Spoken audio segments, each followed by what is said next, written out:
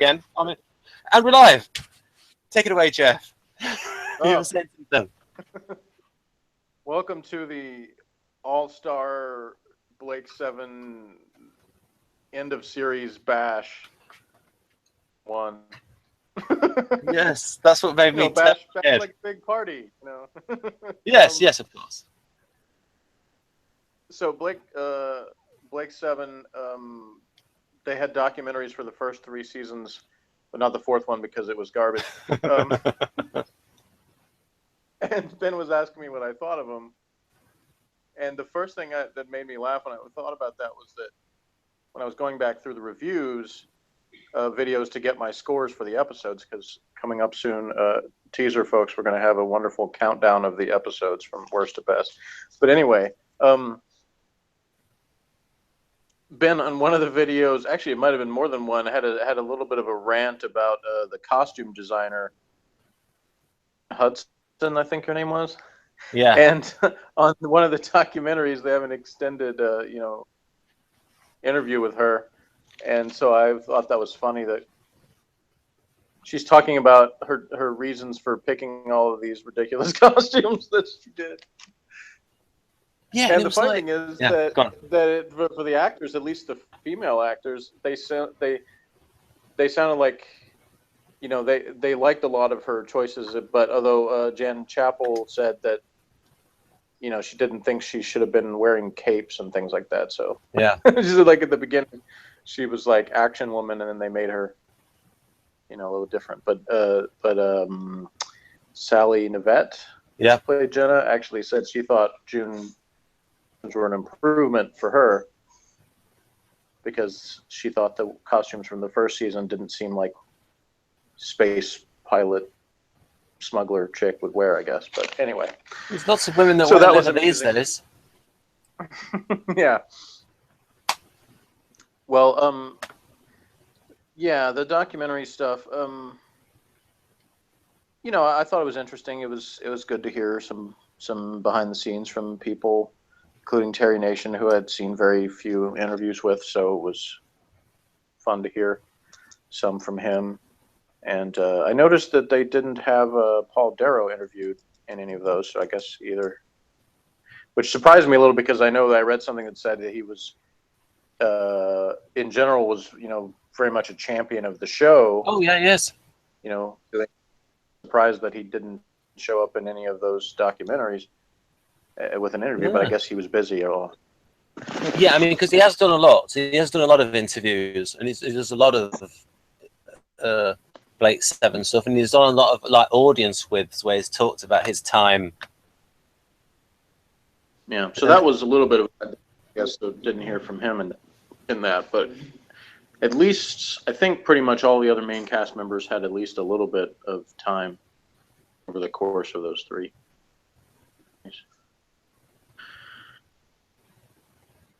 They even had both Travises in the second season one, and a few other people that were guest stars. But yeah, it was good to hear from the Chris Boucher and those guys on that, what they're working on. Things that I didn't know, obviously, about the show, like, or just didn't occur to me, like, that the show debuted like literally the same night as the movie Star Wars did, and so they kind of had a little bit of a handicap right from the start in that sense. But so that part was interesting. Also, when they actually put the Star Wars music over a clip from Project Avalon, didn't it suddenly make it a lot better? Maybe a little. It made the action a lot better when they were like. Well, what I thought was funny is that they were able to get, obviously, permission to use the Star Wars music, but apparently not any actual clips from Doctor Who, because every time they mentioned Doctor Who, they would show behind the scenes clips, but they would never show anything from the actual program, which surprised me. Well, that might be because BBC doesn't own the rights to Blake 7. It's B7 Media. They have the rights. when they talked about Michael Keating being on Doctor Who and the Sunmakers, I was expecting him to show a clip of him on that, and they didn't do it. So, well, it wasn't. and I realized it wasn't actually a BBC documentary. Eventually, bits of it got put on the DVDs, but it was made by Kevin Davies as. Right. It was a documentary. Never so. As they did it, they would have got the rights for the music, of course, for the John Williams. And yeah. Where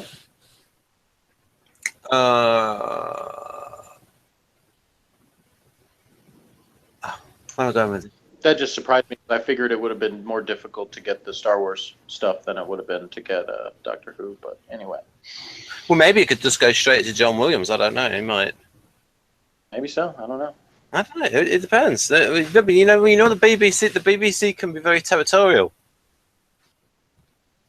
Yeah. It's like, especially now, it's like Doctor Who's great and everything else is rubbish. Because they won't put Red Dwarf on BBC; they put it on Dave, which is like a table. Dave. There's a channel called Dave. There's a channel called Dave. That reminds me, like in the U.S., we have radio stations with like just first guys' names like that, where they Jack and Bob and stuff like that. It's better than WRMPK 38. It just confuses. Yeah, you. well, it is. It's memorable, and the funny thing is though that there's, I don't know if it's not exactly irony, but there's some word I can't think of it for it, where it's like stations often play some of the songs I like the most, yet their attitude of their presentation is exactly what I hate about what's become of radio. Because to me, the great thing about radio was the individual personality of a radio station, all the things that went into making that station what it is. And starting in about past the Telecommunications Act, radio started getting more formulaic, more corporate based, more cookie cutter, where everything sounds the same no matter where in the country you are, same name, same, a lot of times the same exact DJs are voice tracking, segments at different radio stations. And these Jack and Bob stations, their whole presentation is like anti the radio that I grew up with, because they're all like, we play what we want to play. We don't take requests. We don't care what you want to hear. It's like basically, yeah, okay, I know it's a tangent, but I wasn't going to take a long time with it. Anyway, that's really all I had to say about that. Was that okay? So yeah, this is the debut of my mini whiteboard. All right. Well, since you directed me out of that, what do you want to do? You want to go straight to the countdown, or you want to talk about something else before we do that? Do you want to give us your initial thoughts of the whole series, or okay, maybe season 1? Well, at the beginning, like I said, I go into everything with as open a mind as I can. I was skeptical about whether or not I would enjoy it that much, just based on what I knew or clips I'd seen. But Ben had been hounding me for so long to watch it, that I thought, well, when the idea came up of, well, I'll watch Blake 7 if you watch Homicide, then I figured, okay, well, I'll give it a chance at least. And obviously I knew that a lot of Doctor Who people worked on it, even besides Terry Nation. So I said, well, I had some hope that there would be some interesting things on. And the funny thing is that when the show started, it kind of confirmed what my initial feeling was, whereas my thought was not that I would be, that I would find any of it like repulsive or cringeworthy. My thought was that it was just going to be boring. That there wasn't going to be anything that I found that interesting, that it would be they would actually be like too, you know what I mean? Like it would be too kind of, over serious almost. And obviously that turned out to not be the case later on. But at the beginning, in the first episode, there was a very serious tone to it. And the funny thing is, as the show went on, I came to actually miss that and be like, they should have stuck with a more serious tone. That even the parts that were boring, at least they still seemed like there was sort of a importance isn't the right word, but that there was, I could respect it even if I didn't necessarily wasn't entertained by it. And in the latter part of the show, it just and then it wasn't really respectable on any level to me other than just maybe on a comedic level. And I think that showed in how Paul Darrow's performance changed. Yeah, I mean, and I think probably it was mentioned in one of the documentaries, Michael Keating played Villa, like was the only one to actually appear in all of the episodes. Yeah. And he was actually probably the most consistent. There were times that they gave him something else to do, but a lot of the time he kind of served the same purpose from the beginning to the end. So his performances were pretty consistent. Paul Darrow's were a little bit more all over the place, especially as the show went on. So my initial thoughts were, okay, this is kind of boring. These characters aren't very interesting, but give me a reason to care about them. And as the first season went on, I think I did get a little bit more interested in some of it. As I actually mentioned on one of the reviews that there was a turning point episode, and I think it might have been Mission to Destiny was the one I said that in, where it seemed like that was the first time I found myself actually sort of halfway caring what happens to these characters. And it really sort of hit home starting with season 3 when Blake and Jenna were gone, that I was like, you definitely feel the missing, what's missing with them gone. So obviously those two characters were at least important enough that when they weren't there, there was a hole in the show to me. Yeah. But Tarrant never was the equal of Avon. He was what Morgan would describe as a scrub. No. And that's kind of the thing as the show went on. Like the new characters they introduced overall were not comparable to the ones they replaced. What about Sulin, though? Sulin was attractive and she had potential, but they didn't really use her enough in ways that were that interesting. So it was kind of another letdown. The continuing theme with Blake Seven to me over the entirety of the series is some good ideas, some good characters, but then let down by the execution of it. The stories, the plots of the stories just either petered out and had nothing happen, or they went in a direction that was annoying way too often. So the times that were actually satisfying were more rare. But I guess because of that, when they did happen, I appreciated it more. But it always seemed like there was always some kind of thing holding it back.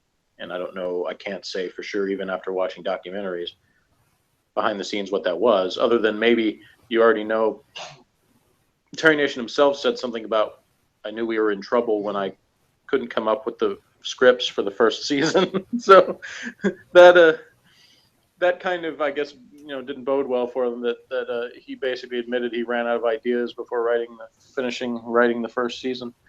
That happened with when you have something that is like a single premise like that, where it's like, okay, we have to beat the Federation, and it's like, that's a very narrow concept. And you had that in Battlestar Galactica, where when they brought that back, and they did that over 88 episodes, but they had the thing that there was 12 models of Cylon, and you could have like different versions of like each model could be like slightly different.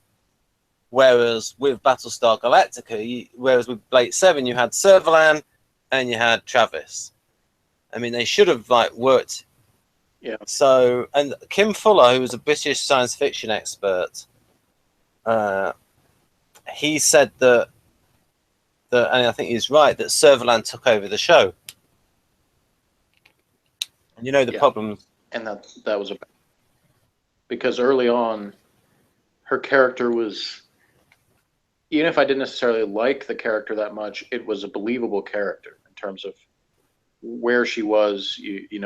They would even have other characters sort of talking about her in a way that sort of set up, okay, this is how she got her position, you know. So there was sort of this backroom politics kind of discussion. And so, you know, there was some intrigue. There were some things like, okay, this is sort of a believable setup. And then her character, you know, along with the rest of the show, just got more ridiculous as it went on. Like too many times where she showed up in situations, had all these convoluted plots for how she was trying to trap Avon or the, you know, Liberator or whatever. You know, it just got more and more silly. And yeah, I'm not sitting here like in judgment, like I know that I, you know, would have come up with the perfect way to write the story, but I still feel like it felt frustrating because if it had just been crap from the beginning, then I would have been like, well, you know, but because it felt like they had good setups, it felt like there was potential there, and they would find ways to ruin it, which was why, you know, having heard the interesting thing was when I was putting this list together, you know, my top 5 are the only ones I gave a 7 or higher rating to. But then 2 of the audio stories we listened to, I gave a 7 to. Wow. So to me, that showed that somebody, you know, could take those characters in that universe and write a good story with it. It just hadn't happened enough in the original series. You know? What? Yeah, I should have showed you the documentary. Now you've watched it all from the radio series, where they say most Blake 7 fans think season 2 is the best season. Mm-hmm. Well, in my coming up with these scores, I actually came up with an average for each season from my own ratings, and in my averages, season 1 was actually the highest because average of 5.1, whereas season 2 was an average of 4.8. Ah, right. And then seasons 3 and 4 both rounded up to 4.1. So. Right. Well, my episode 52 of the TV episodes, because I know that you looked at the radio ones as well. Yeah, well, I didn't include those in my rankings, even though we did review them. Right. Because I figured it was better to take everything on an equal footing. My 52nd episode is, I have put that as sand. As the worst. All right, we're pretty close on there because I ranked sand as 51. And so right there next to it. I mean, what if you're going to do the love story between Tarrant and Servalan, right? Wipe their memories. Then you're not going to have this stuff about, oh, why doesn't he kill her? If you wipe their memories, you can see what I mean. You could have, maybe the sand has an effect where it wipes their memories. You could write anything like that. Then you're not got this thing where, oh, I can't shoot someone in cold blood. She's the most evil person in the universe. Shoot her, Travis. Yeah, I mean, that was just cringeworthy and repulsive. It was it was just really annoying. My choice for 52 was Warlord, which seemed like some sort of badly done high school theater production. Bad sets, bad costumes, hammy acting, completely incoherent plot. Inconsistent. The characters acted out of character. There's like Tarrant randomly has we've never heard of before, and just everything was just what? I have no idea where that came from, but that would be definitely the worst example of how to do a Blake 7 episode to me.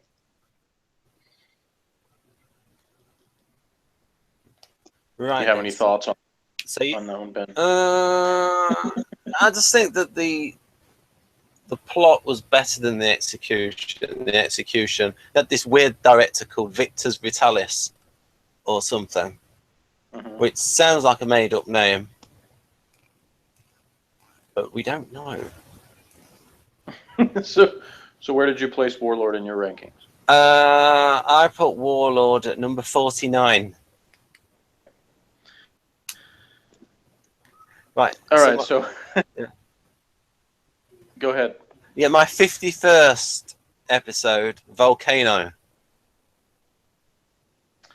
Volcano. Let's see. Where did I put that on mine? That was 44. Yeah, maybe I should pull up this episode guide because I'll probably need some help on some of these on what they actually were. Volcano was in season 3, right? Yeah. What I'm going to try and do is I'm going to write.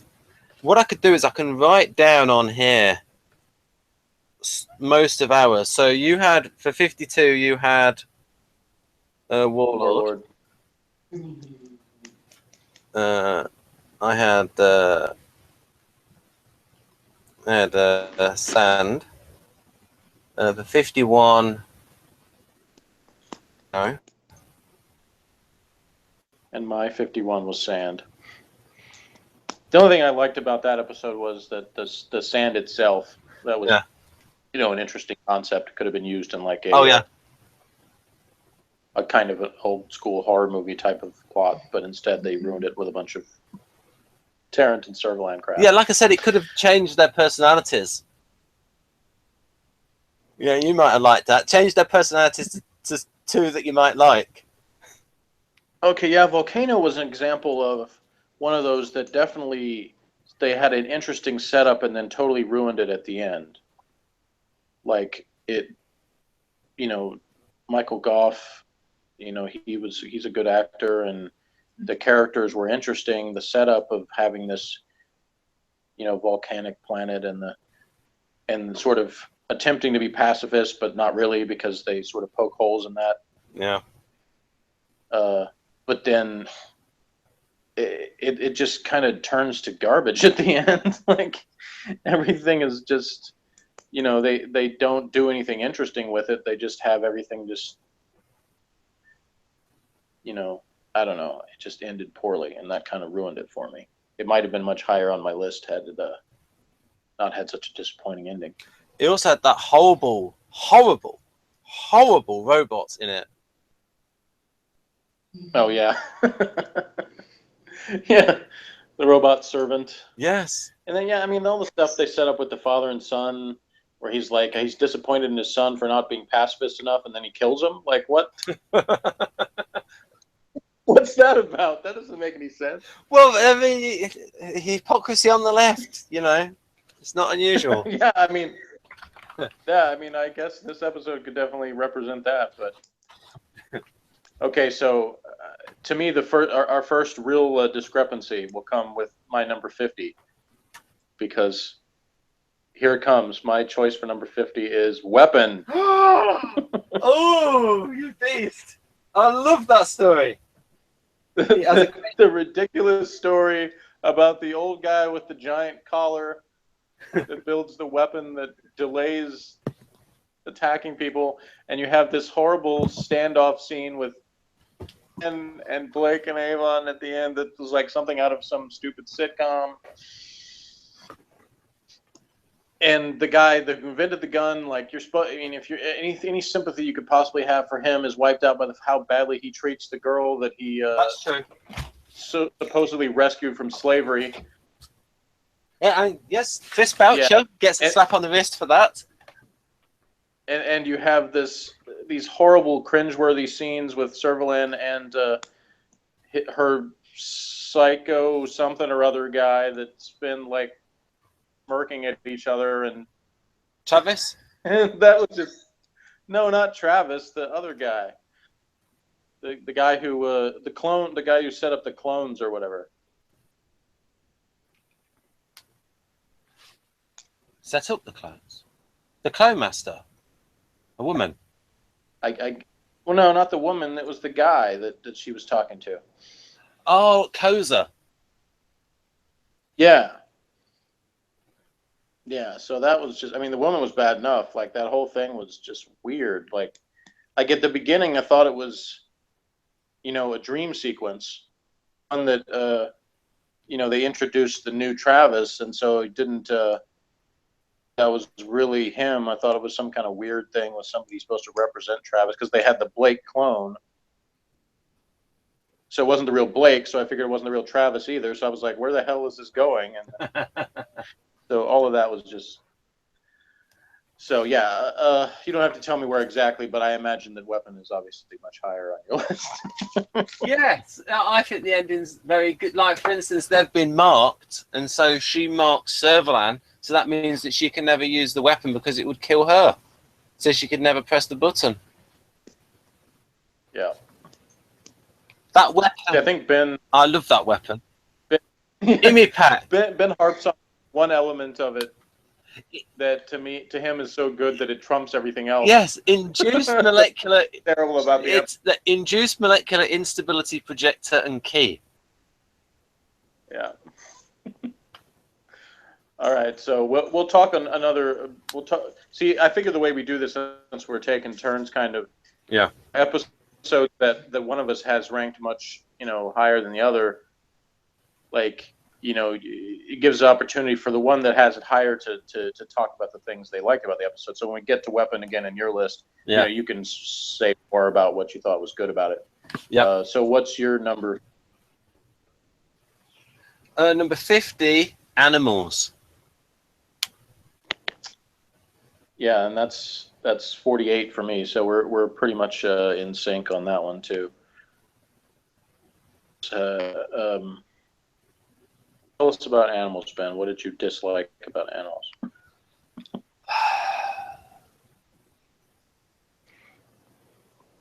It's just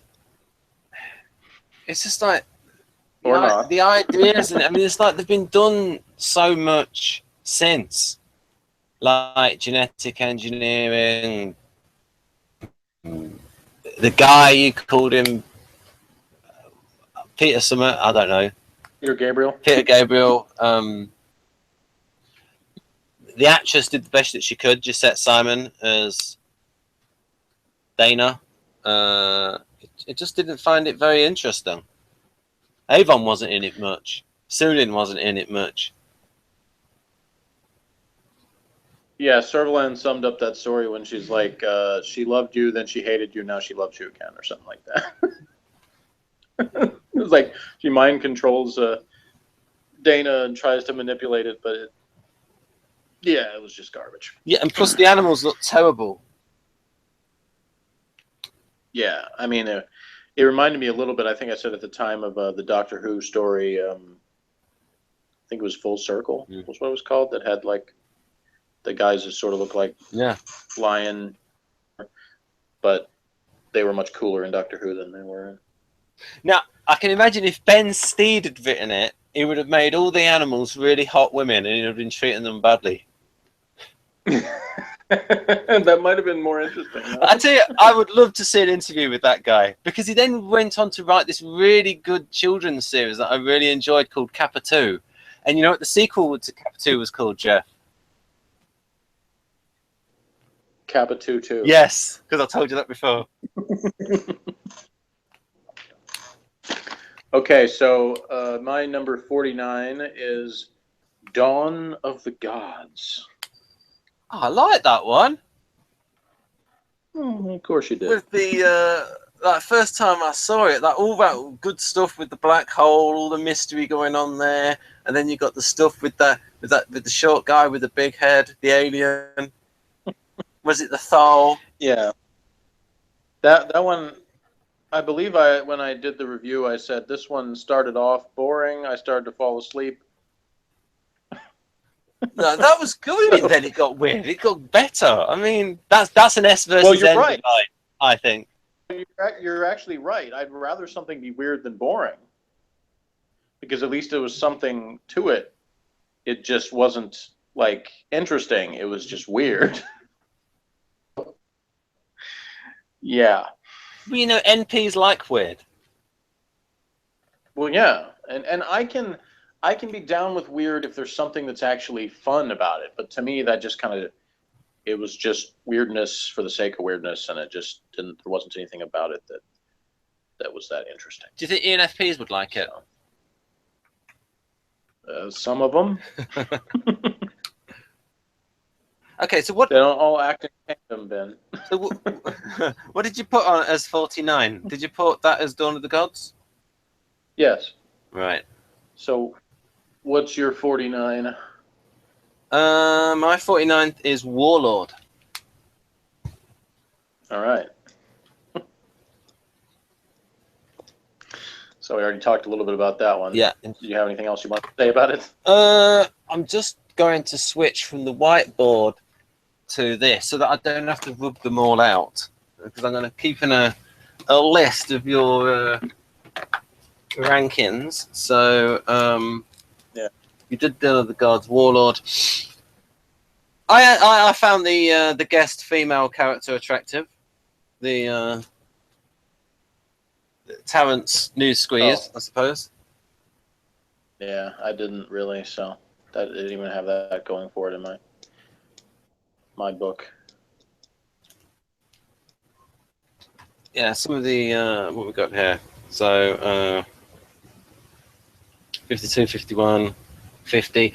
My 48 is Cygnus Alpha. All right. You want to say anything about why? I just thought it was boring, and Yeah. and it was just predictable, and like always boring stuff with religion, and like all the being conned. You've seen that a lot in Doctor Who, where religion is a con, that sort of stuff. Yeah, I put that one at number 41. And yeah, the over the top cult leader guy, or whatever, the chanting weirdos, all that was kind of boring and off putting. It's funny watching the documentary. They showed some clips from that episode, and they showed most of the actual action that happened in it, which was about 20 seconds. Yeah. And that part was good. There was a pretty good ending fight scene in that one, but yeah, most of the rest of it was pretty boring or lousy. Right, so you put that at 41. Yeah, so my 48 is Animals, which we already talked about, which is a bad Maroon 5 song. And so I guess Peter Gabriel probably would do a better version of that song, to bring things full circle. Anyway, so 47, I have Shadow. Oh, I like Shadow. Shadow is the one with the weird drug addicts and the odd guy at the beginning. That was like, you get off to a bad start when your episode starts with like all characters you don't know who are, and you're trying to make these people interesting, but they're not. And there were certain elements in it that were all right, but it just it was probably the first time that they got a little too NF-y.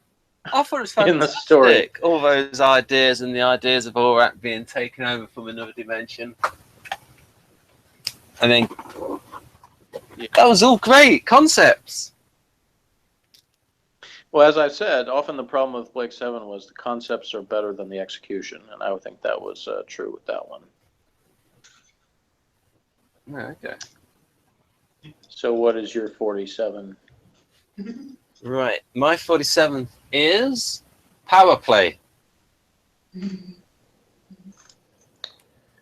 So there's one that I rank actually higher than Ben does, but what do you have to say about Power Play?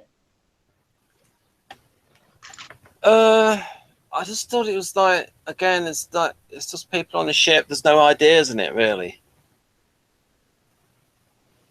There's no concepts. It's sort of like, oh, I'll just go and, it's not enough science fiction in it. Yeah. All right. About 46.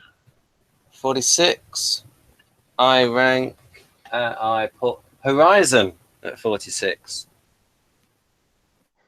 See, there's an example of one I rank much higher than Ben does. Yeah.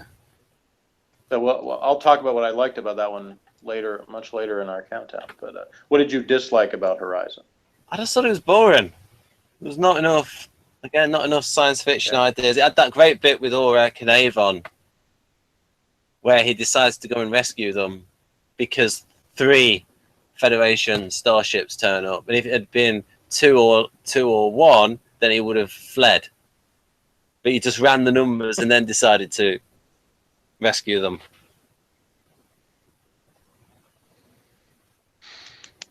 All right, so my 46 was Voice from the Past. Yeah. You know, it shows how much I remember about it that I'm having to look up what even happened in that episode. Yeah, okay, it was another one of those episodes that started out like maybe something interesting was going to be happening because the course and didn't explain what he was doing. And so it had this kind of cool element to it at the beginning where you're like, maybe this will be something interesting, and then it just kind of becomes boring after that, and not much really happens.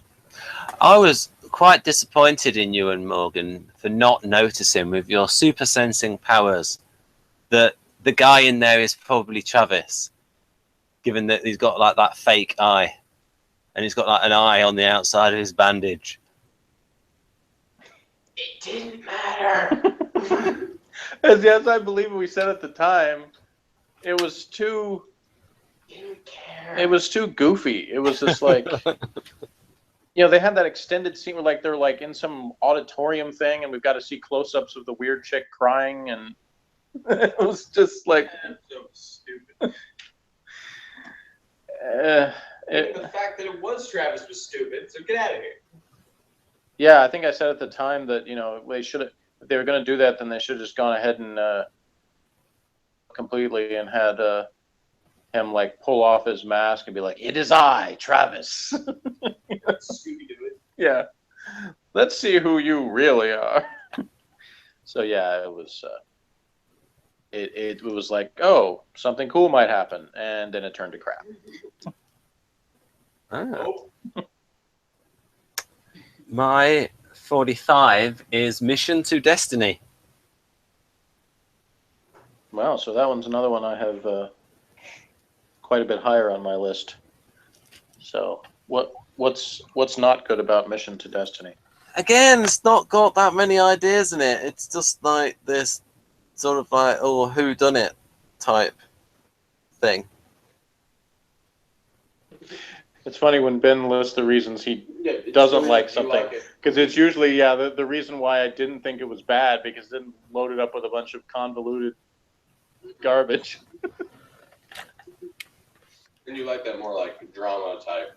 Yeah. Plus, Mission to Destiny had, you know, a hot chick being the evil one, and that's always good. So. Which one was that? The murder mystery on a spaceship. Where oh, this is a long time ago. yeah, that's from the first season. Yeah, where Avon becomes Sherlock Holmes and reveals the. Instead of just like. And I can't remember. I heard it again on that review, but I'm gonna get it wrong. Like the description that the Maximum Power book gave of Sarah was like, "I would be on my dating profile for the type of woman I'm looking for." Oh, right. Okay, I'll look for it then. Yeah, something like 5'0", weedy something bimbo nut job. Yeah, I'll and I was like, that's perfect. Yeah, I'll look for it. All right. Meanwhile, my number 45 episode is Sarcophagus, where the best thing about that one is it gave Jan Chappell a chance to actually show she had some pretty good acting skills by playing a different character. Itself was all right, but most of the rest of it was garbage, and we had him kissing someone for no reason. Well, there was a reason though. It was to get the ring off her. Here we go. I'm looking for that bit. 49 would be weapon. You went from 52 to 49? Oh, it goes from 52? 52 is the lowest one, yeah. I made it easy. And just cut off 50. Morgan chimed in with saying his bottom 2 episodes were Warlord and Weapon. I was asking you.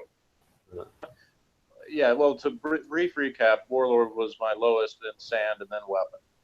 Then Sand? Yeah, Sand was worse than Weapon. That's true. Weapon was actually kind of funny how bad it was. I debated it when I was ranking these because I gave both of those a 1, but which I noticed Ben on his description of the one for Weapon, he put that I gave it a 2. He was trying to be sneaky and make it go higher in my rankings by claiming I ranked it a 2, but I actually gave it a 1. Oh, I didn't know that. Of course you didn't. Yeah, it threw me off because when I was going back, because there were a few that you put my rating or your rating or both in the title, and so I was like, oh, that saves me the going through the video because it's on there. But then when I got to Weapon, I was like, wait a minute, I thought I gave that a 1.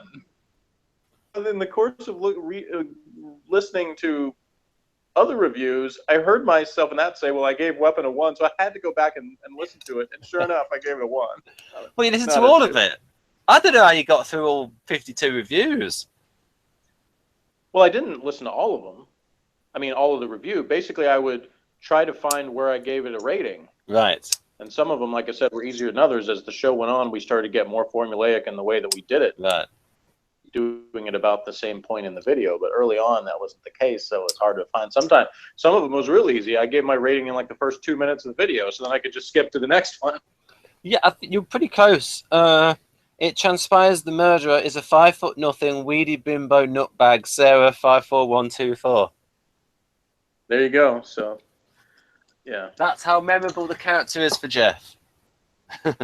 Yeah. I saw her again when I looked at that, listened to some of that review, and I was like, yeah, she definitely should have joined the crew. Right then. So your number 45 was Sarcophagus, is that correct? Yes, that's correct. Number 44, I've put Star Drive. So what was your 45? Mission to Destiny. Okay, all right. So 44, you said Star Drive. Okay. Yeah, I ranked that 35. So what about Star Drive then?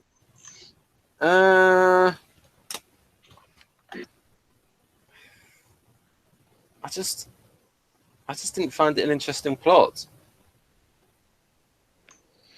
Yeah, there was a series there of episodes where it got to the point where it was like, oh, we found this genius something or other that's going to help us. Yeah. Them and then find a way to kill them.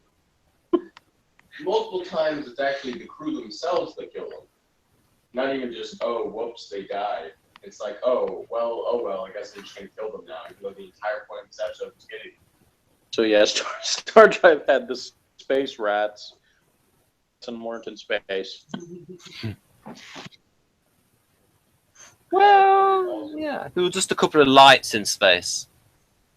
It said to have been space. And the 3 lights coming at the screen and blowing up. Yeah. Where Avon, said, let's have a project where we all watch this frame by frame for the next 5,000 hours. Yeah. So they just.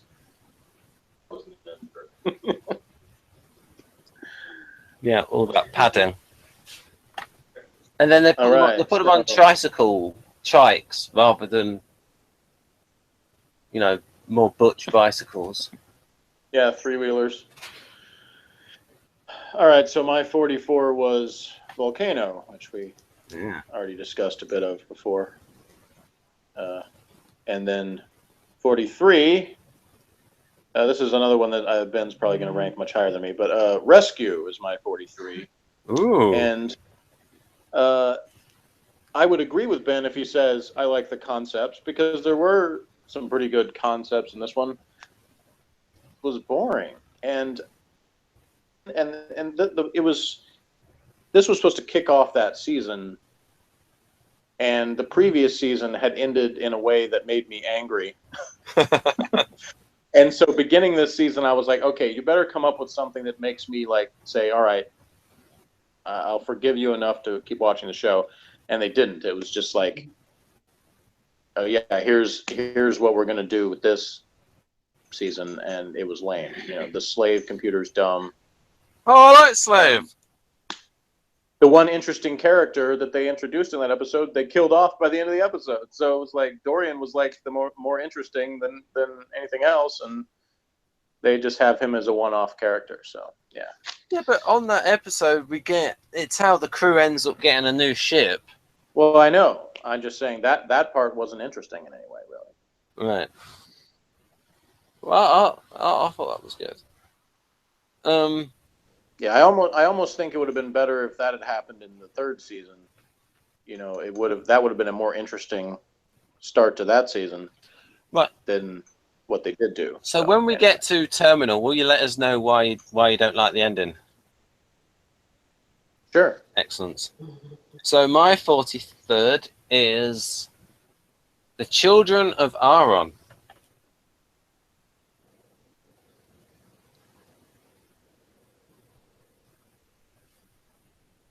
All right. See, when you say it, you got to tell us something about the episode. Well, I just wasn't grabbed by the story, and you got all these supposedly alien R&R, and they sound like they all live in southeast England. That was the one with where Servalan took over the cloning thing, right? Yeah. Okay, that one I ranked at 22, and I think, of course, there's a lot of episodes that are kind of meh to me, and most of them. So the fact that I have that ranked higher doesn't necessarily mean I liked it that much. It just means that I've got more lower scores than you do, so it just sort of stuff rises by default. But yeah, I think what I liked best about that episode was the Asian dude working for Servalan. Like, I liked him. Yeah. Which of course made it again. The bad part is that he was yet another character they killed off because he was better than Servalan. Like, I liked the fact that he used deception to have her destroy the thing, even because he told her it wasn't really her clones or that were being killed off, and then she somehow intuitively knew it was anyway. Yeah, that was a definite NF moment for Servalan. Yeah. So that part of it was lame, but I liked his character. So there were elements that I thought were all right in that one. So I ended up giving it a 5 out of 10 as far as my overall ranking. But 42. Bounty. Hey, it's our first in sync completely one. I also put Bounty at 42. So even though it's got quite a bit of Jenna in, it's just and to me that was the worst part. Yeah, the worst part of it was that had so much potential to have especially after the previous one, or maybe a couple of episodes before. Anyway, there had already been something where Avon basically had a chance to leave the Liberator and had sort of another opportunity. And so it's sort of, they had set up a good way of doing that about how he decided to stay with it. And then they have this episode where they could have made a realistic way where it appears like Jenna has double-crossed the crew, but instead they made it so obvious from the beginning it wasn't real that there was no suspense to it. Well, but the audience sort of knows that she's a regular character. Well, right, but the thing is, they could have. Just because you're a regular character doesn't mean that you can't ever do anything bad. Yeah, but the likelihood you probably aren't, though. Well, I mean, we'll just have to agree to disagree on that one. But anyway, yeah, it gets kind of boring from there. Yeah, I mean, it's like. I mean, but we've seen that sort of gambit before where people pretend to go over to the other side and... And they set it up. They set it up early on. I mean, they let the audience know, like when she goes around the back and she actually kicks which their I didn't like. bracelets, and They could have made that a lot better, and that was another case where the concept was good and badly executed. So, yeah, so we agree on 42. My 41 is Cygnus Alpha, which we already discussed a little bit earlier because it was even lower on Ben's list. It was mostly boring and too much chanting and stuff. I've got Traitor at 41. Even though it's by Robert Holmes, I've got Traitor at 41. Yeah, let's see. Where's Traitor on my list? 39, so pretty close.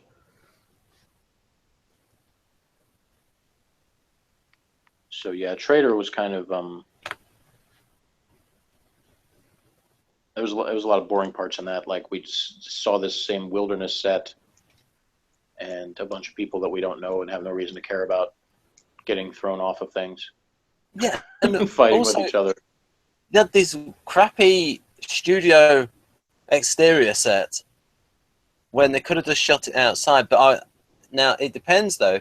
I think at the time they were only allowed 12 minutes of film in the final episode, so maybe they'd already used their 12 minutes up. Yeah.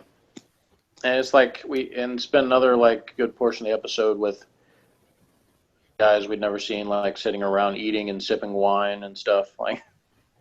Yeah. And then they have this really obvious thing of, oh, it's this mysterious Federation person named Commissioner Sleer. Yeah. Oh, what a surprise! It's Servalan. None of us. Well, yeah. She took All right, so that was 41 for you. What was 40? 40 was Hostage. Hey, we got another one where we got the exact same spot, because that was also my number 40. Right there. So what did you like or dislike about Hostage? The woman playing Inga was quite good looking. I like the sequence with they had these weird mutoids that would look like the Beverly Sisters. And they had that sequence where they had about 20 Federation ships after them at the start. So it started really well. And they had some good bits in with, like, and I think Morgan said that Villa acted being terrified well. When Travis has sort of loaded his gun arm and says the word, and then screams out teleport in a terrified way. Yes, that was the one with the ridiculous like sped up film footage when they're rolling down the hill or they're like throwing boulders at them or something. I don't know. It was the one where they went where Blake goes to rescue his cousin. Right, and her father was the one that was like he tried to make a deal with Travis. Yeah. Yeah. So that one's another one that started out all right and then just got ridiculous towards the end. Let's have a look. So, all right, my 39 is Traitor, which we just talked about because it was your 41. 39 for me is Power. Power. By That Ben one is Steed. 26 for me. Oh. So, what are your brief thoughts on Power? I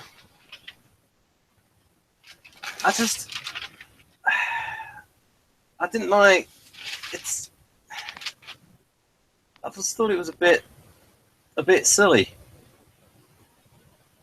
and the way he treated his wife was a bit.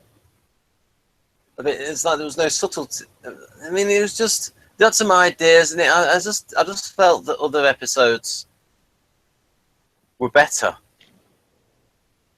But the overall idea of this like silly battle of the sexes thing, it just seemed very old. I kind of liked the Viking dudes, so they weren't as good as the earlier Viking dudes. The little fight scenes, even if they did look a little dumb, I still it was something at least fun happening.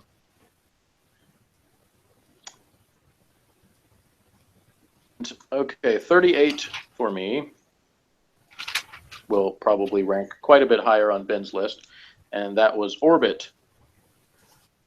Ooh. So it probably would rank a lot higher if it weren't for Servalan, because she ruins it.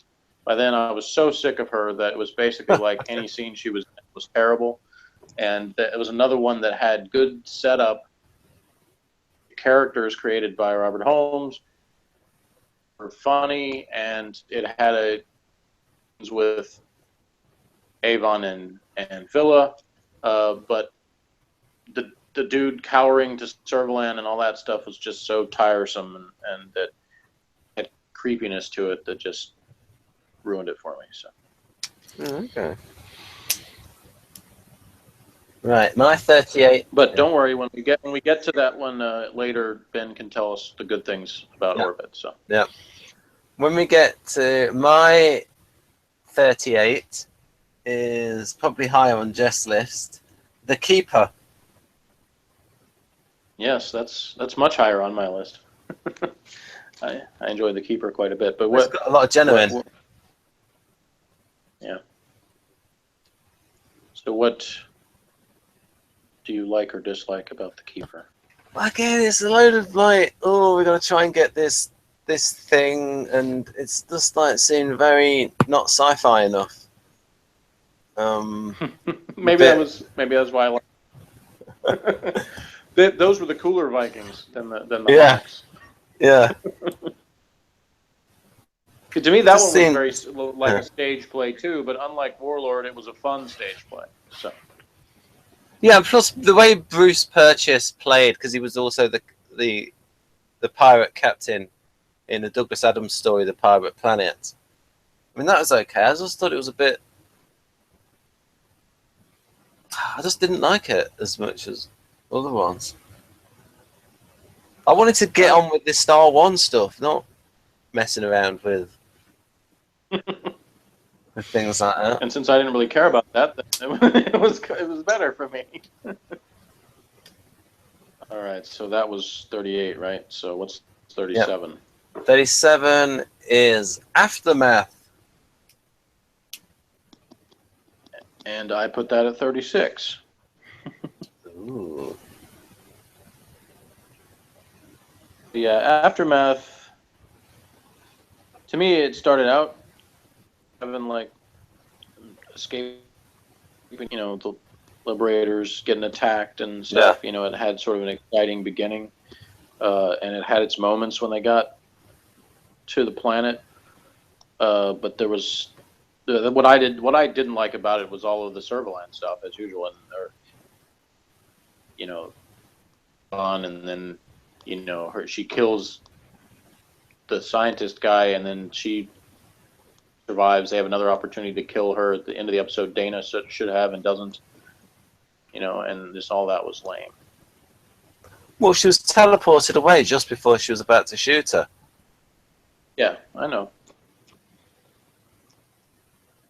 What's your thoughts on that one? Oh dear.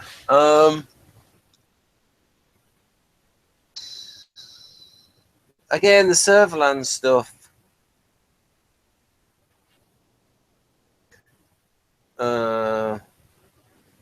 We did get exposition from Servalan about what happened in the war. But it just sort of petered out, I think. Yep. All right, so 37 for me is The Harvest of Kairos. Ooh. Which was the episode with the random caveman who shows up to try to show Servalan how to get the Liberator, except he ends up not really being any better than her at doing that. Well, he got it. He did everything he set out to do. Except he ends up getting himself killed and they escape anyway. Yeah, but that was he's the one that says he's the one that he was protecting Dana when he got shot. Well, right, but he still died and they got away, so ultimately his mission is unsuccessful. Yeah, but so when you talk about Servalan killing good characters, you don't blame the good characters for being killed. I don't blame the good characters for being killed. Yeah, but you're blaming you're blaming Jarvik for being killed. I'm not blaming anybody for anything. Oh, okay. I'm just stating what happened. That he was this guy full of bluster about how he had this way that he was going to do this, and then... Yeah, but the reason it didn't work is that Servalan messed things up, because he was telling her, look at him, it's just a silly spaceship. She wouldn't listen to him. All right. Regardless, he was, like, ridiculous with his cavemanish ways, and... That's true. And yeah. It was just an extreme ESCP. Or maybe ESFP. Just an extreme one. Yeah, I guess. 36 is Time Squad.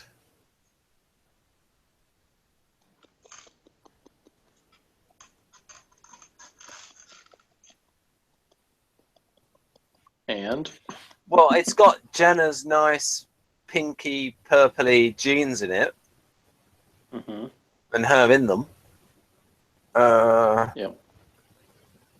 It had this very subtle subtext of Gan engineering a situation so that he could like get sexual gratification from Jenna being harmed by somebody else. Because although the limiter stopped him from acting in that way, he could engineer a situation to... But that's like that theory does make sense, but it's a bit strained. Obviously, I've only seen that episode once, but I don't really remember him engineering it. Yeah, but it's more of an interpretation and things that they talked about, like in interviews where they said that in the first season, because Terry Nation had done it before, where one of the good guys was a rapist, and the idea was that there was only the real sociopaths that had the limiter fitted. Yeah. Maybe they should have explored more, but in that episode it didn't really... Yeah. That's kind of a stretch to say that. Yeah, and so they dropped the idea. So maybe they thought it was too dark to go there. Well, I'll talk a little bit more about Time Squad when we get to it on my list, which is higher than that. Right. But my 36 was Aftermath, which, well, we already talked about. So 35, another one we already talked about was Star Drive. Yeah. What do you got for 35? 35, I have The Web.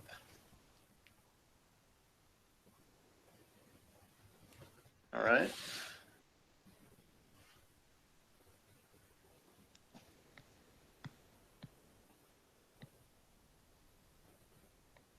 See, it usually works if you say something about why it's, where it is. Why it's where it is? Because some episodes are worse and some episodes are better.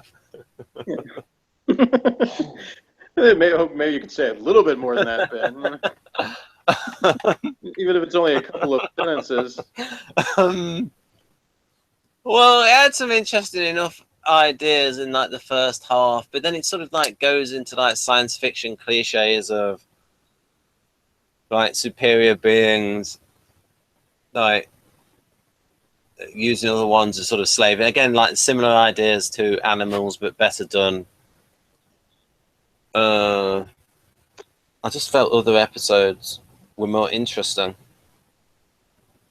than that one. Yeah, I would agree. I put The Web at 28. I think that was Another one that started off because they had just gotten Callie aboard, and Avon was already like, I don't know whether we should trust her, or maybe Jenna said that, I don't know. And then instantly she starts doing stuff, sabotaging the ship. You know, like I said earlier about just because you're a main character doesn't mean you don't do bad stuff. In that one, they had a legit reason why she was doing bad stuff, so it made sense. It's just, after that, it ended up descending into a battle of weirdly created monsters. And dudes had an aquarium and all that. Right. Yeah. So, Jeff, could you tell us about your number 34 while I take a minute or two to get some food? Sure. Right. Excellent. Number 34 is Terminal, which was the final episode of season 3. It was a huge letdown because it set it up. It wasn't suspenseful in the sense that you didn't know. I mean, it made it pretty obvious that Avon, had found Blake, or he thought he had found Blake. Explicitly say that until he was, in the place in the room that had like the computer that showed the medical information.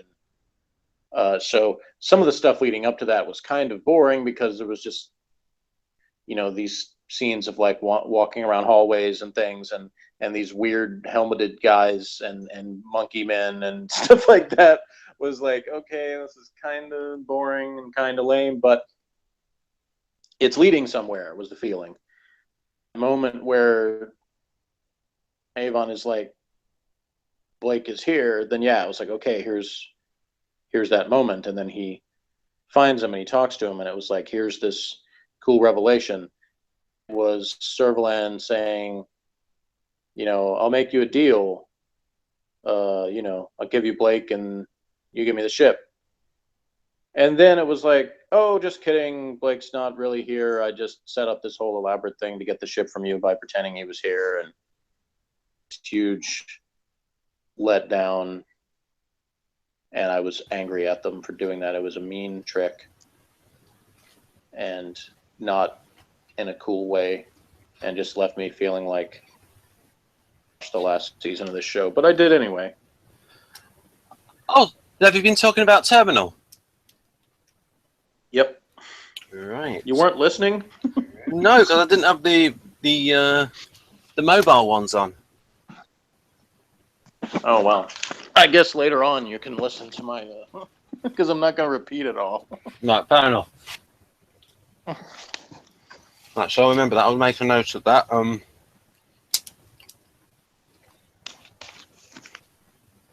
But yeah, the sum up was that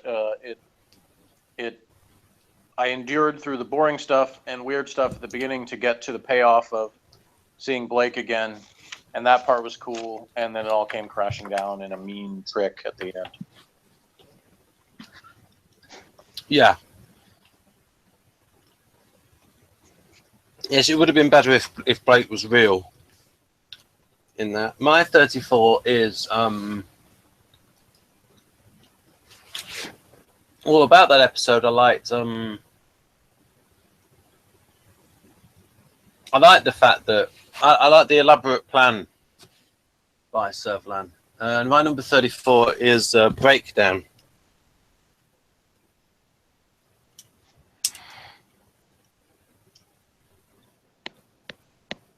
The one where Gan's limiter fails.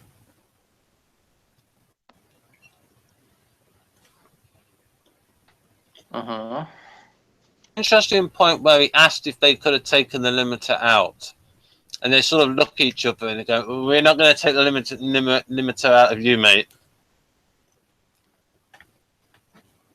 We don't know what might happen.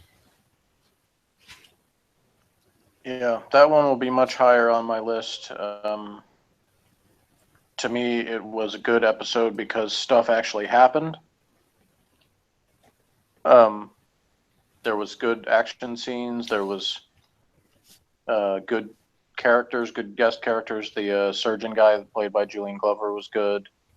Their side thing of the, him with the other guy on the ship, power struggle in the Federation, and one of Gan's few chances to shine in terms of having the episode being about him in a lot of ways.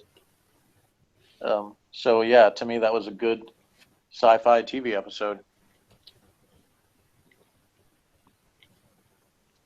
Right, 33 is Voice from the Past.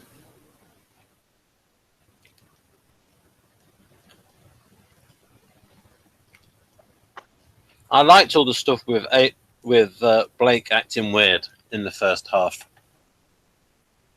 and wondering what was going to happen. Mm-hmm. I liked all that, and I liked the reveal that the guy who sounded like "Blake, my brother" was eventually turned out to be Travis,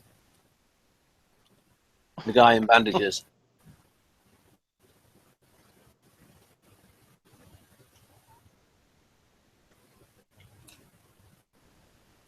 And it's sort of...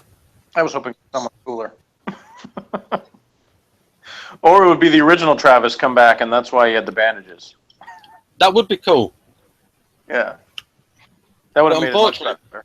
But unfortunately, Stephen Greif was making a film in Spain, and it was nice sunny weather.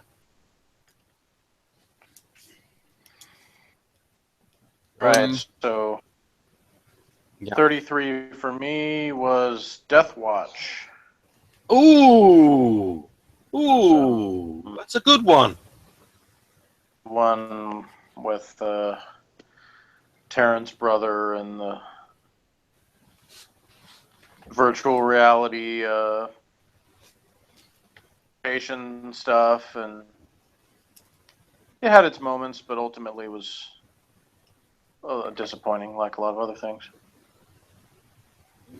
Why do you think it was disappointing? Just,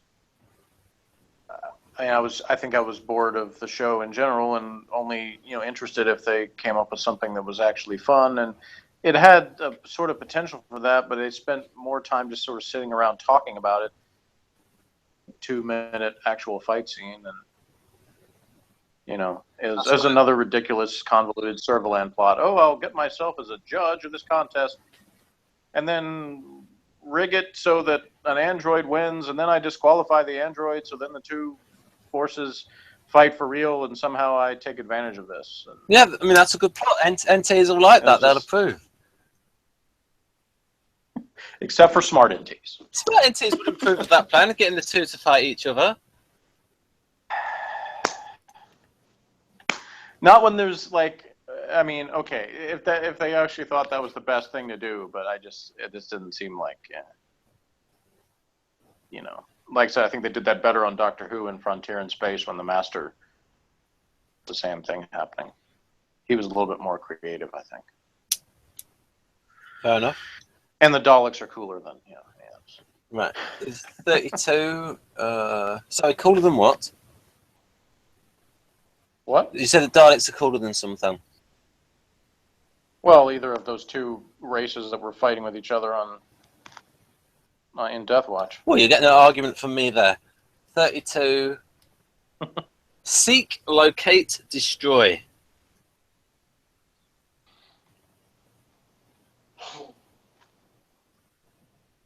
Speaking of Daleks, that's a very Dalek-sounding title. Yeah, that's what they said in the book.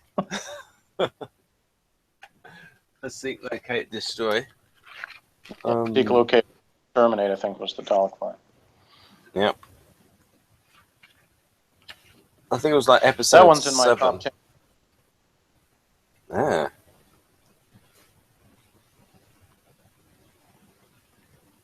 Oh, are you there? Yeah. Oh, yeah, this is that thing again where it switches your mic off.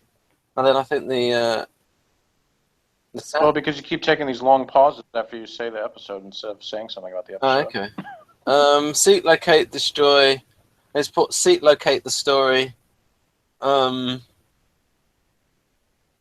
have we got here?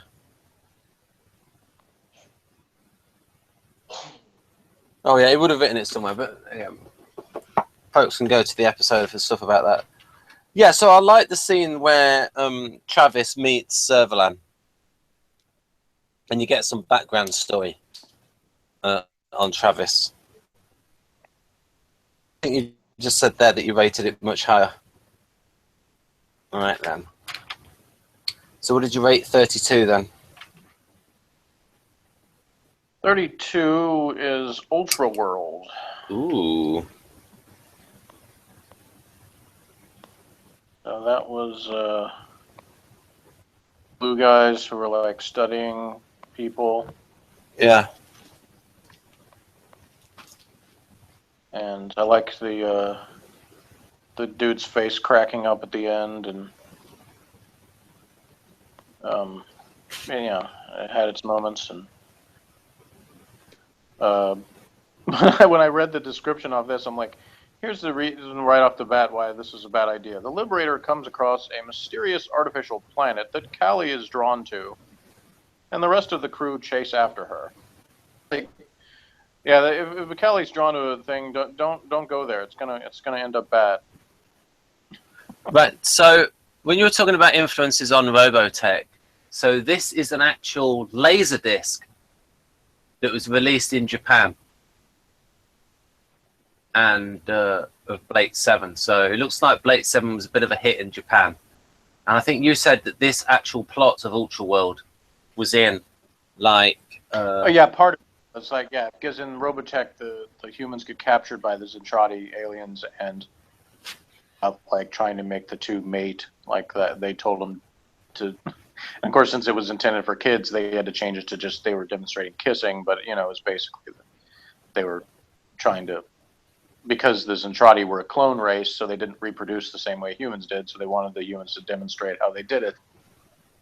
So, yeah, that was very similar. But now, as we talk going through, so do you think Blake 7 was an influence on Robotech? It could have been, yeah. Right. Right. I think Robotech is better. The acting was probably better in Blake 7. But the story, I think, is better in Robotech. It's more exciting. Right. Number 31 for me is Spacefall.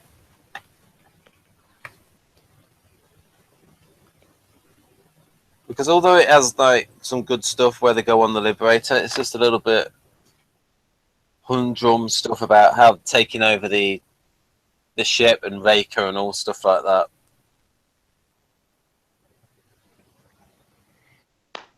Yeah.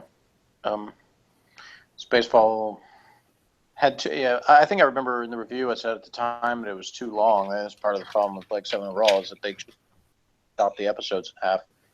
Episodes, and you could have made Spacefall like 2 or 3 episodes that were shorter and you know, had cliffhangers for each one. Instead, they had it kind of dragged, and you know, the stuff about just about everybody being on board with Blake's plan was kind of unrealistic and too easy. I think the characters were well done overall, and you know, it had its decently interesting scenes. It just kind of dragged. So my 31 is Redemption. Ooh. Which was the first episode of the second season, and that one was. I think that there was a pattern of the first episode of each series being a little bit of a letdown, and that was one of them. Because you know, the first season ended with this big dramatic thing, like, oh, the Liberator is going to explode, and then it was like, oh, never mind, it's some other ship and weird blue chicks, and they really somehow are the ones who had the Liberator before, or their races or something, and Yeah. I don't know. It just there wasn't really a whole lot to it in my memory. Oh, I liked it. I liked it a lot. Let's see. I got it very high up. So what did you like about it? I liked all the stuff about the backstory about the people that created the Liberator. I liked the fact that there was this subtext in there about that Aurak was engineering the situation.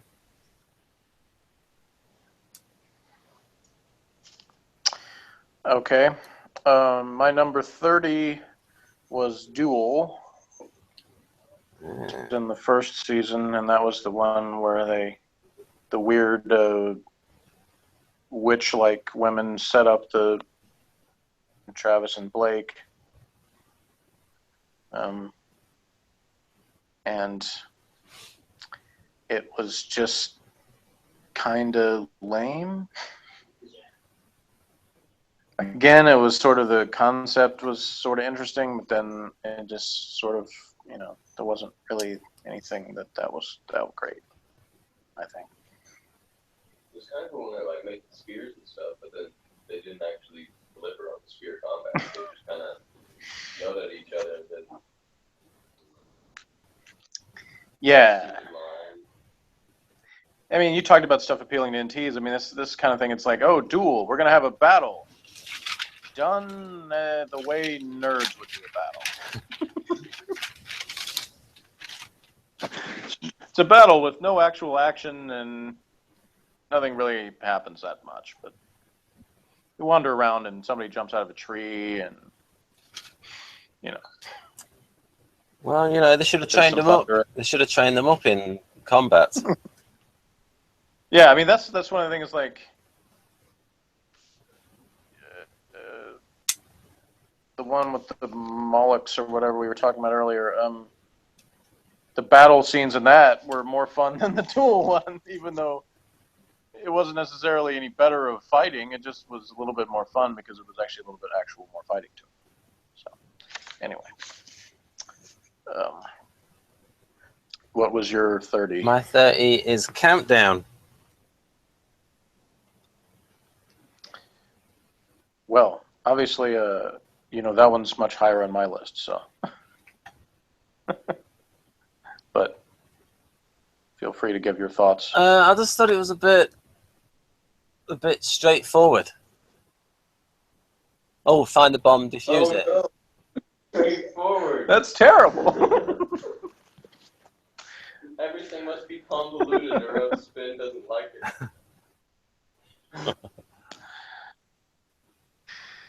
Yeah, it was interesting stuff with Avon and Anna, but I just felt other episodes were better. Interesting stuff with the episode. All right, well, tell us about the slightly better. What's 29? 29 is Project Avalon.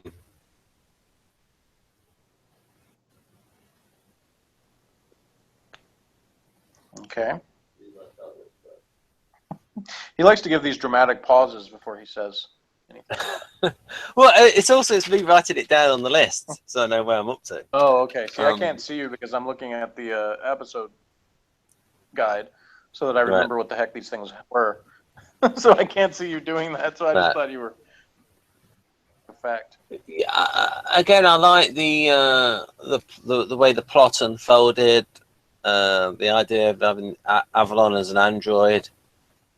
I just thought there was more to the plot than Countdown. You're right. It had like 15 minutes of them wandering around in caves and Villa trying to open a door. That was much more exciting than Countdown. That might be sarcasm. I did actually rank Project Avalon higher on my list than you, but again, that sort of is you've got more episodes you like in general, so something had to be 19, which is where I ranked that one, because the Avalon chick was kind of cute. Yeah. Or in the fur outfit, that was good. Yeah, you liked her in that more than when she was wearing just a couple of silver straps. It looked sexier, and the way she looked in the fur thing looked good. Jenna also looked good in the fur collar thing, I think. Yep. My 29 is a Seal song called Killer. Yeah, that is a good song, actually. That was another one that started poorly. I started to fall asleep towards the end there because the stuff, once the virus was taking over, just kind of dragged on. And the one scientist guy was just way too nonchalant about, oh, a virus is taking over and destroying everything. Oh, now it's affected me. Now I don't know what I'm doing. Oh, well, bye. Mm-hmm. But it did have some interesting moments earlier in the episode. And it also had some really ridiculous costumes. It seemed like they were left over from some production about, giant ants or marshmallow people or something. Yeah, that was that June Hudson who designed those costumes. Yeah. And I liked the guy that was sort of like the, one of the quote-unquote old friends of Avon. Yeah. That sets him up or whatever. I remember when I re-listened to the review, I remember Wojtek saying he didn't or something, that the guy was gonna. It would have been more interesting to not have him double cross him or whatever. But I was like, well, it still served his purpose. He was out for his own agenda, not necessarily the Federation's agenda. So yeah, right character. So 28. Oh, 28. I have Killer. There you go. See, sometimes we were pretty close. Yeah. My 28 was The Web, which we already talked about a bit. Yeah. So so why did you like The Web? Or rather, rank it at 28. Let's see. The Web. Yeah, I think, like I said before, I liked the beginning part with Callie sabotaging the ship, and the sort of interplay with her and Avon was pretty good. Like I said, I would have put even more elements in the first season about the crew not trusting each other. So to me, the scenes where they had things like that were good. And then it just descended into kind of silliness when they were down on the planet with the Ewok creatures and the dude with his head in the aquarium and all that. Was just kind of, they gave all this needless backstory to that and then just killed them all off. So it was kind of like Blake and Avon have this sort of reaction at the end where, Avon says something like, these were the people you were trying to save, or sort of like, meh. And I was like, yeah, that pretty much summed up what happened.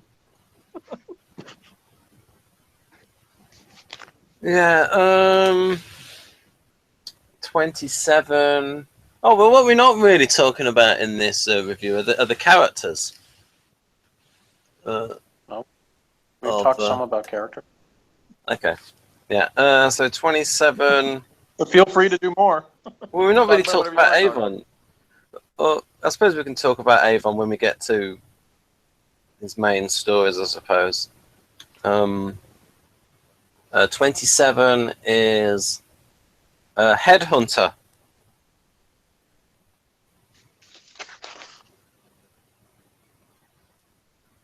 So that's got some good ideas. Pardon? But I have that one at 14 myself. Right. Are you keeping the ones withheld that are in your top 10? Yes. Right. All I've said about them so far is that they'll be much later in the list. Right. So yeah, I guess I'll talk more about Headhunter. What I liked about it when I get to that point. Was anything else you wanted to say about it yourself? Well, I liked all the ideas in it. The one problem is the idea that he's just like chopped off Muller's head and got the head on top of his own head, and is somehow able to move the features of Muller. I mean, how long he had to attach the head to his, I don't know. Because we're talking about the android folks who's basically without a proper head and just chops off the head of Muller and sticks it on his own shoulders. It speaks through the technology. Yeah. Number 27 for me is Ooh. Which had the fat guy in the Star Trek uniform. Yep. On a mission to steal some gold that wasn't gold yet, or something, or needed to be put through a processor to become gold. Yeah. And, we had the let's use a device to put the security camera on loop, which was done better in the movie Speed, because theirs was kind of crappy and didn't work right, and allowed the guy to figure out what was going on. I liked the fat dude's like announcements as the PA guy for the ship. Like those were funny. And, like kind of. There was actually a Doctor Who audio story it reminded me of, which I can't remember the name of off the top of my head, but it was one where the Doctor was somehow aboard this ship that was sort of like some sort of cruising ship where everybody was oblivious to what was going on, and so it was very similar to that. And that the end of it, like that was actually probably one of the scenes in terms of when they're making the exchange. I mean, it was still a little bit silly, but at least she didn't come off so repulsive. It seemed like cool in that scene for her. I mean, as much as she could be. So that part was decent. Why do you think that was, that she came off less badly? Because she wasn't being all weird. Right? She wasn't trying to come on to anybody. She wasn't making weird speeches. She wasn't crying. She wasn't talk about some grandstanding weirdness. She was just like being straightforward of, here's what I did, here's what's going to happen. Right.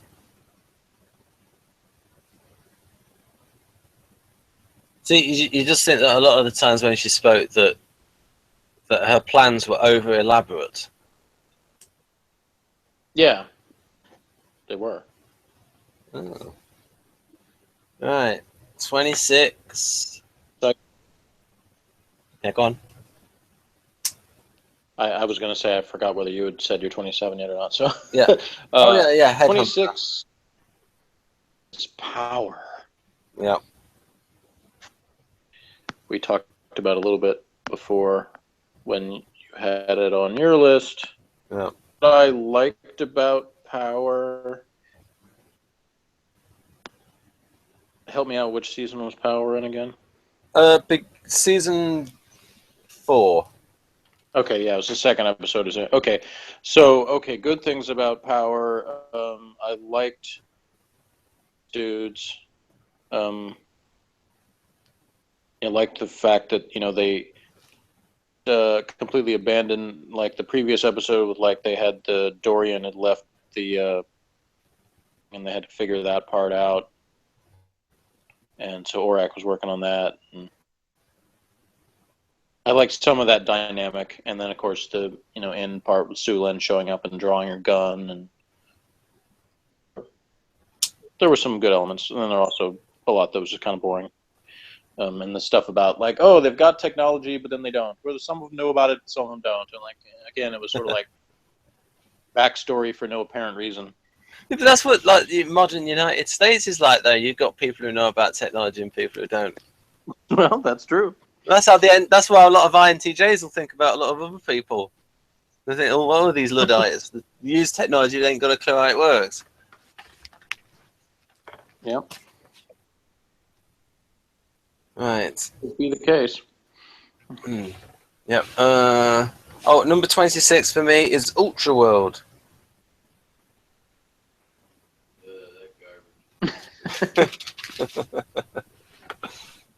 Mentioned a few things about Ultraworld earlier. What did you have to say about it? I like the brain. I like the ideas in it. Not quite as good as Redemption, but I did like the ideas in it. And I thought the production values were quite good in Ultra World. And yeah, I did particularly like the miniature work on the brain, the sort of pulsating brain. There's no reason for it to be pulsating, but it was a cool miniature effect. And then when all that green gunk came out again for no reason, That's still Oh quite yeah, I cool. remember I mentioned it was like the slime from Nickelodeon.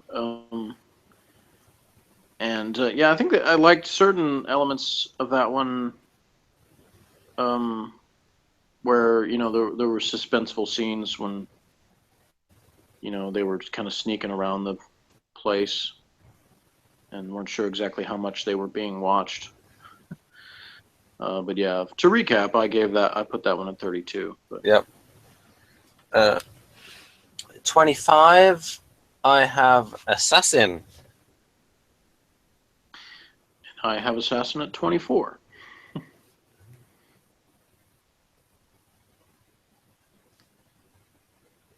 So, Assassin was, well, I'll let you talk about it so I can mute my microphone while the phone. Okay, right, Assassin. Well, I like now. To Jeff, the twist was a lot more obvious, probably because he's seen it later in life and has seen a lot of things with that kind of twist. I like the twist. Of course, the actress playing her wasn't very good, and they actually said as much on commentary. Jacqueline Pearce actually said that on commentary, that I don't think much of this actress.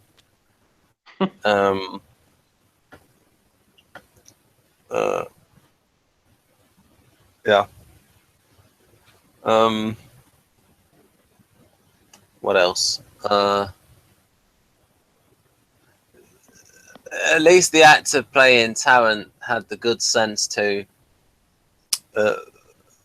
like when she said, "I don't like clever people." At least Tarrant gave her a look. As a hang on a minute, that's a little bit of an insult. Why she's snuggling up to me. Yeah, despite me feeling like the twist was predictable, I still kind of enjoyed that.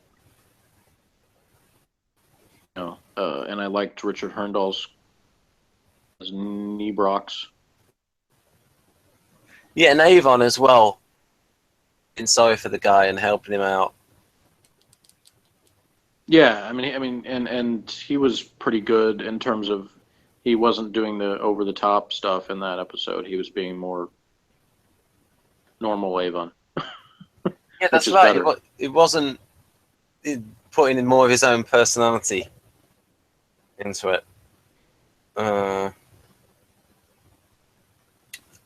What else? Oh yeah, I like the fact that it was Sulin that worked it out, and you had quite a lot of Sulin lines in there, such as I suppose a little suffering would be good for her art, or something like I suppose a little suffering will make her a better artist. So quite some cynical lines. So certainly Sulin was a character with a lot of potential, and it should have been introduced earlier on. Right, she got to slap somebody. That was good. Right, there goes the phone again with that oh so sonorous. I think that's the right word, sonorous. Let's have a look in the thesaurus. Let's see if sonorous is the right word. Sonorous. Does that mean nice sounding? Sonorous? Let's have a look. Better ringtone. Yeah. Yeah, I was just saying that your ringtone, that default ringtone that they have, could be better. Well, that phone only has one ring. So yeah, let's have a look at Oh no, that means deep and full. Sonorous. So not sonorous. The pocket Oxford. I looked for the word sonorous because I thought I misused the word. That's something, okay. Something new on my shelf. Right. So where were but number 25. We were talking about Assassin and about Sulin. Again, they had the problem that the character was brought in late into the day, and like for the first half of season 4, like they sort of like were giving her Callie's lines because all of those episodes have been scripted with Callie in place rather than Sulin. Which didn't make any sense. They're completely different characters. Yes, they're almost opposite extremes.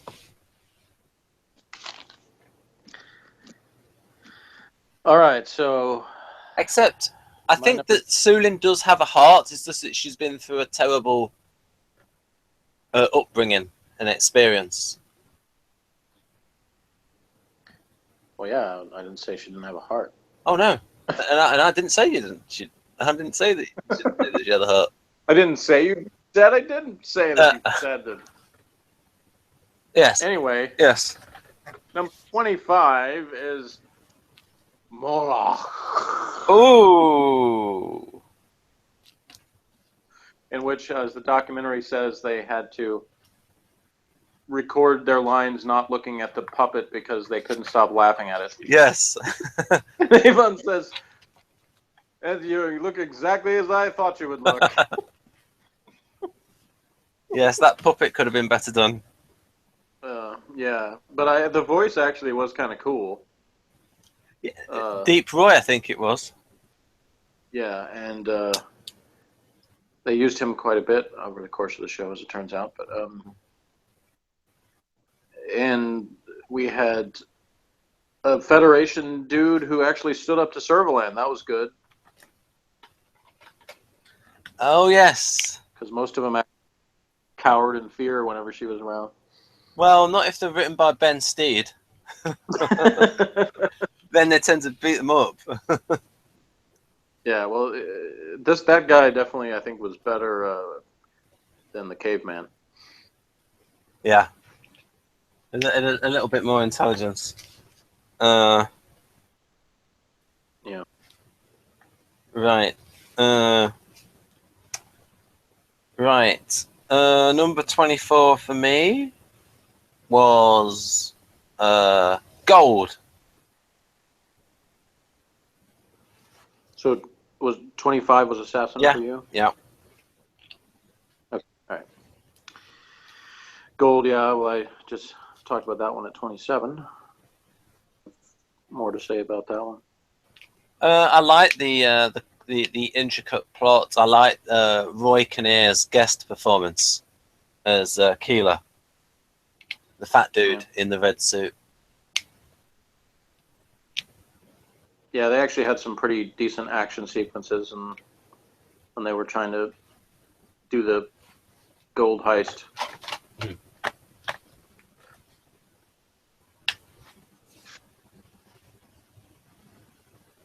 All right. What we got here? Number 23 for me is games.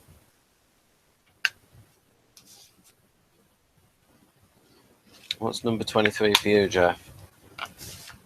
Oh. Well, Assassin was 24 for me. Yeah, I'll say why I like games. Games I like. First of all, there's got the performance of Stratford Johns as Belkoff, and he has and it's worth watching just for his little snigger in the middle. Yeah.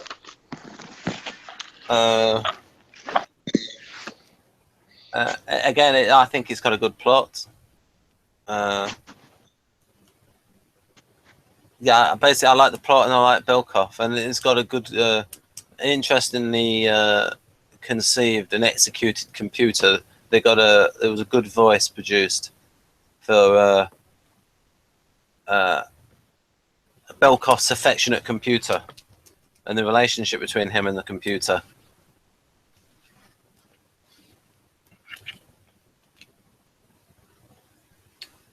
Yeah. It was let down by having Servalan in it, but yeah. So 23 for me is Rumors of Death. Ah. That was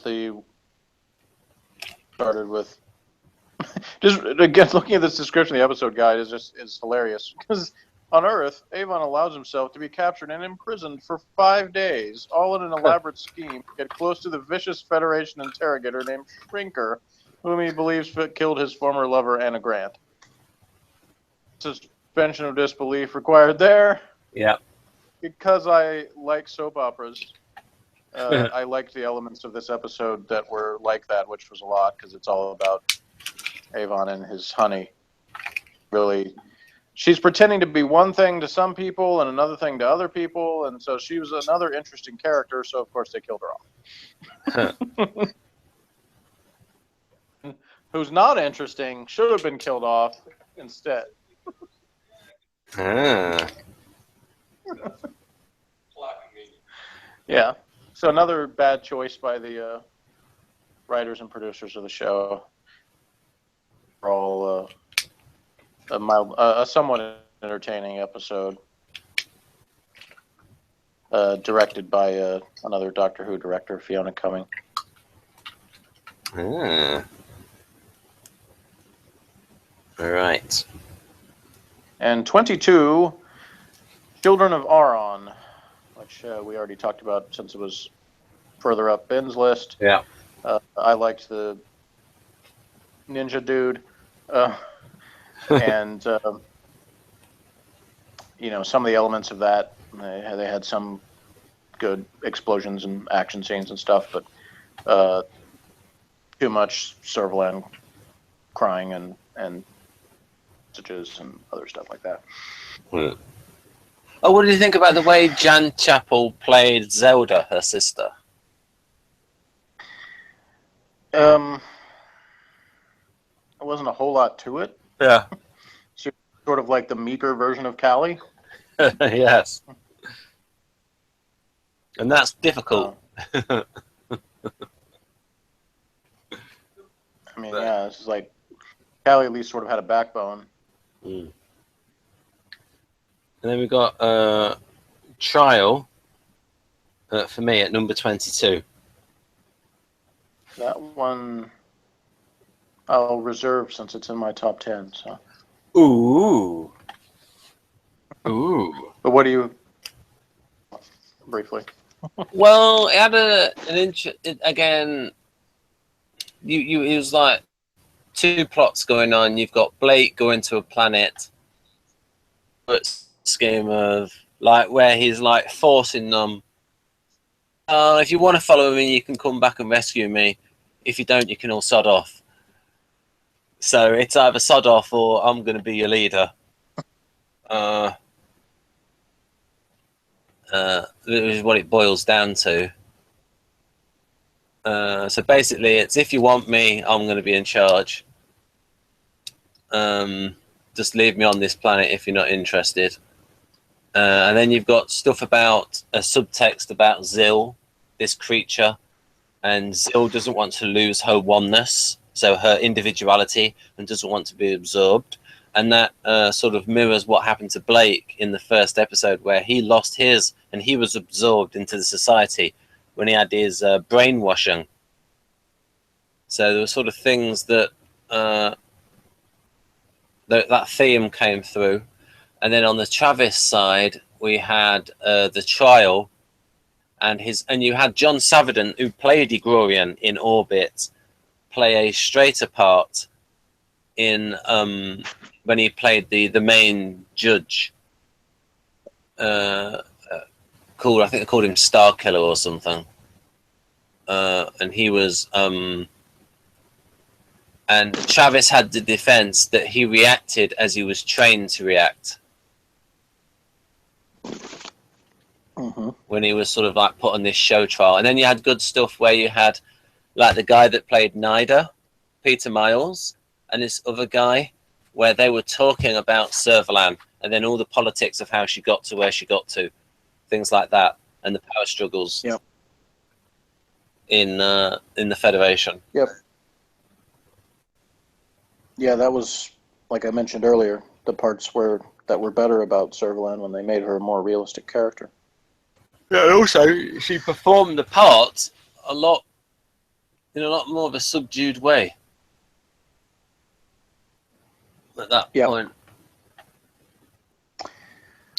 All right, so 21 for me is Power Play, which was a bit lower on Ben's list. I didn't say much about it there because I figured, well, I'd provide what the good things about Power Play were, which I think was, again, the opposite of Ben, because he said something about it was too straightforward and not enough ideas. Yeah. which was why it was good. These are still the 5s for me. So none of these episodes that are into right now have been great, but they all have things that were good about him. And this was probably the best that Tarrant was when he was actually being a guy who was portrayed as decently competent at something. Yeah. Where he had sort of pulled one over on these other people and taken over the ship. And you have, it's sort of an extended chase scene in this episode where there's, which the better to me is, again, those are the better episodes that have things like that happening where, it builds suspense, it builds excitement when you have, somebody's hiding, somebody's going to be discovered, somebody has to get away, there's these elements about it where it's not just a bunch of people sitting around and talking about convoluted schemes. Something's actually happening. Right. So, what? Oh. Yeah, Morgan said smirking at each other. Yeah, that gets old so fast. So this one had those good things, but it also had the weird stuff with the nurses and I don't know. It's just Servalan, who was mercifully in it for less time, but was still weird. So wait a minute, the nurses. Yeah, the nurses.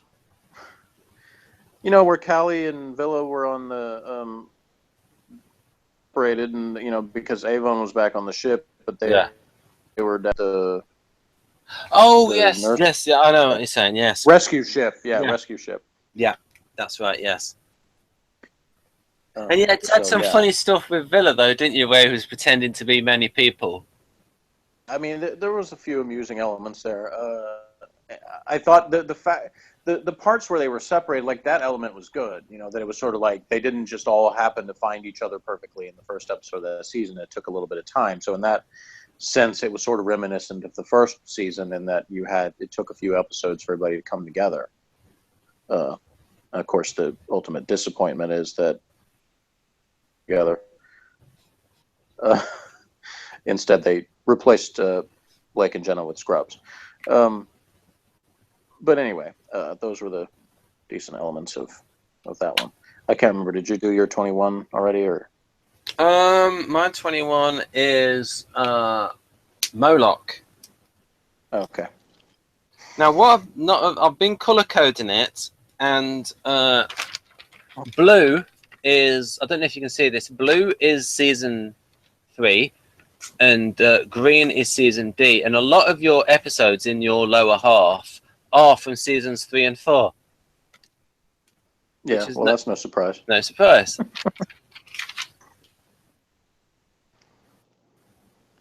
Looks like season 2 is it's a little bit of a mixed season where you got some very good episodes in my opinion, and some not so good episodes. So, yeah, I would agree. I think season 1 was a little more consistent, and then season 2 had both slightly higher points and slightly lower points. Right. So we're heading into the top 20. Ooh. Moloch. I liked all the ideas in it. There was 1 or 2 good-looking women in it. One very good serving wench.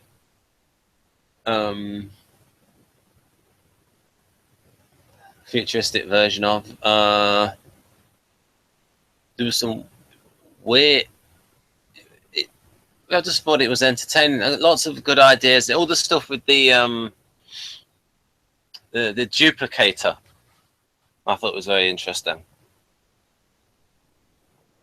And and the way they used it to create that creature that was they sort of like they tried to make solid a projection of what the ultimate creature would be further forward.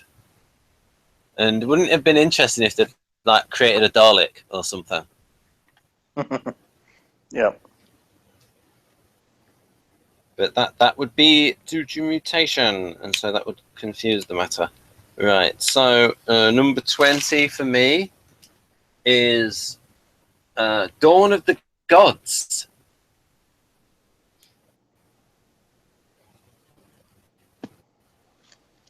Dawn of the Gods. Which I had back at number 49. Because it was dumb.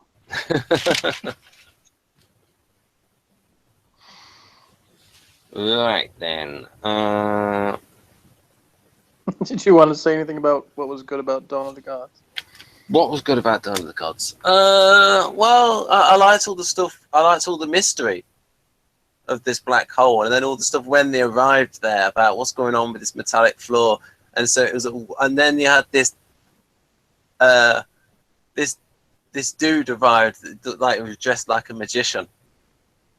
And well, of course, from then on it wasn't quite as good, but the first half was very good, very mysterious, very interesting. And then I liked all the stuff about the Tharn. That's it, not the Thal, the Tharn. That's it. I would agree, except where you say mysterious, I would replace that with boring and sleep-inducing. Oh. Oh. Weird. One guy was just like... I think there was some dude doing math problems at some point. I don't know what was going on there. That was just... Oh yeah, that one. Yeah, that one.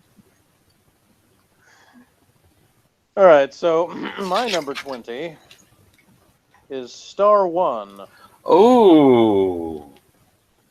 Was the season finale of episode 2, and as it turns out, the final episode for Jenna, and mostly for Blake, even though he showed up a couple more times.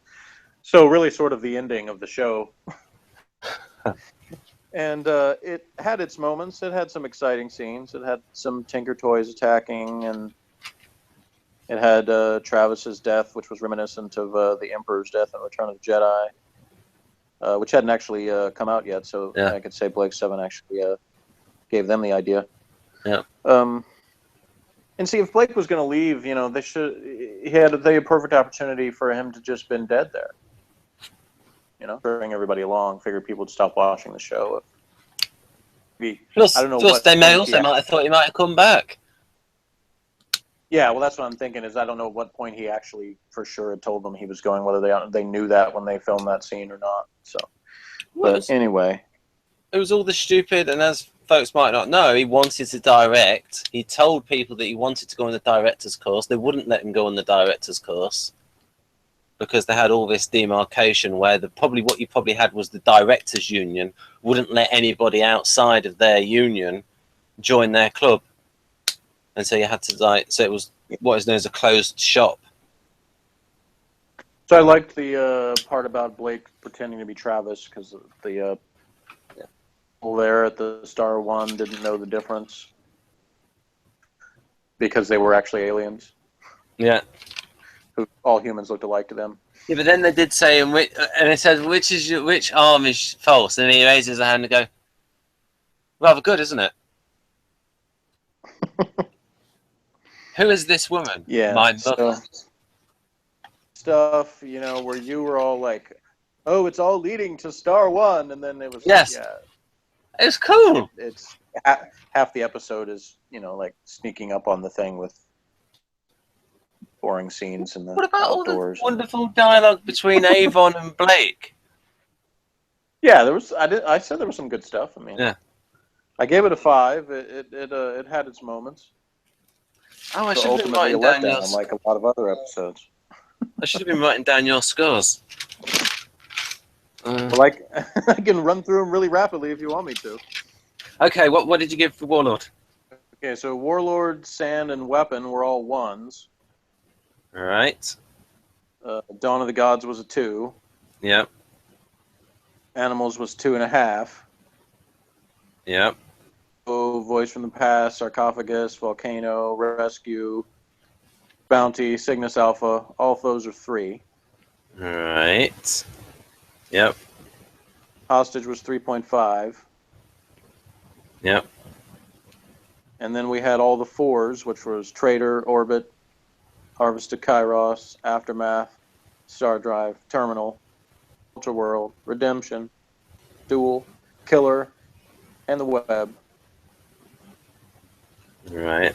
And then the 5s start with Gold, Power, Moloch, Assassin, Rumors of Death, Children of Auron, Power Play, and Star One so far. And we've got a few more 5s. Right.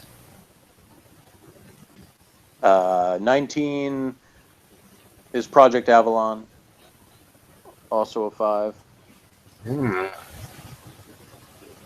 Let's see, what did I like about Project Avalon? The fur outfits were good.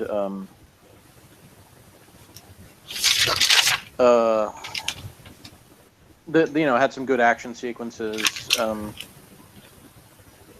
Travis and Servalan seeming somewhat competent, even though we had the weird scene where Travis gets attacked by something. I can't remember now which episode that was in. Where Travis and Servalan were like together in a tunnel or something. Or That was Aurak. That's the final episode of Season A. Okay, so I was getting those mixed up. So I don't remember exactly what else was in there with Project Avalon, except that there was some.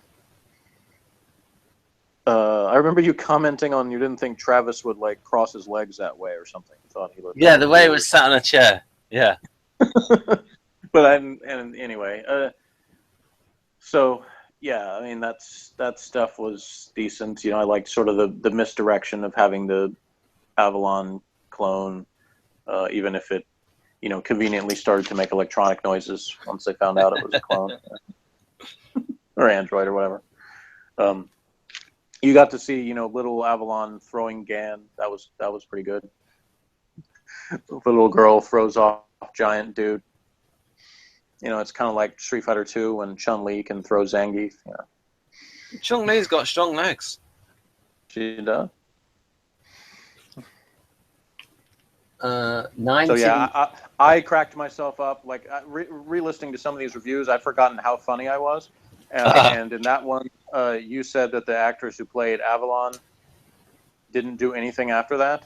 Yeah. And so I said, ever. She just walked off the set and disintegrated. So I was listening to these at work, so I was sitting there cracking up at work with nobody knowing why I'm laughing because I had the headphones on. Well, I not only did I have a lot of good lines, but I also had things that when I was re-listening to it, I thought I should have said. Been funny. New things occurred to me, which frequently happens when I watch videos that I said something in. I think of better things. You could have written them down, and then we'd do a video. Things that Jeff meant to have said. Well, we can still do that at some point. All right, excellent. All right. So, yeah, that's 19 for you. 19 for me is Sarcophagus. Sarcophagus. Yeah, that was back at 45 for me. So it was a little bit. Tell us what you liked about that. It was a little bit slow, but I liked all the idea of this powerful alien. But the plot was a little thin. It had to be padded out with some weird alternate reality sequences. I liked some stuff like, her making things fly around and screwing with Villa's head. That was kind of funny. Yeah. Trying to find the good stuff, hard, isn't it? Sometimes. 18 for me. Shadow.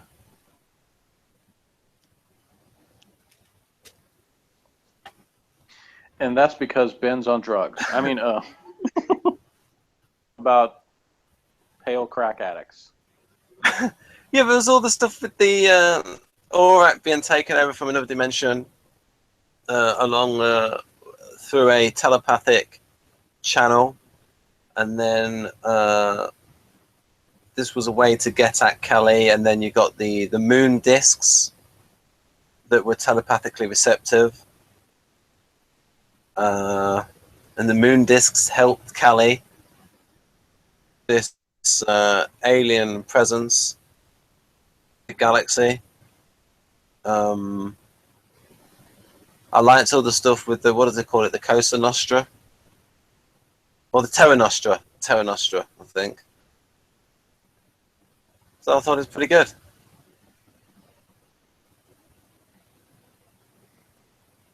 All right, my 18 was Mission to Destiny.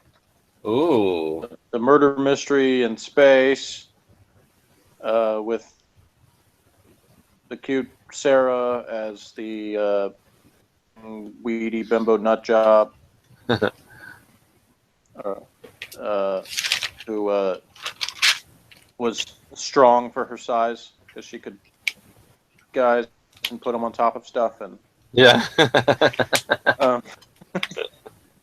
and it ends with Blake just brutally wasting a bunch of people. Oh, see ya. So it was good. It has the dude who got killed at the beginning and tries to, by like writing the name out, and then that's what the amazing mystery that Avon has to figure out. And so it's just a well put together story in general. Only gave it a 5, but because it still had too many boring elements and then too many letdown things, like that they killed off the best character, and she should have won. It should have been renamed Sarah's 3 after that and taken 2 other people that were cool. And anyway, so it was a letdown like almost all the other episodes, but it had a lot of cool moments before that. Right. Number 17 for me, of Kairos.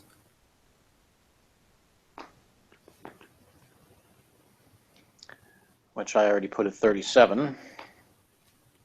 Yeah, I like that because I like the sort of extreme duality relationship between the NFJ Servalan and the STP-ish Jarvik. At other points, you said she was an INTJ, so you changed your mind on that. You waffle back and forth.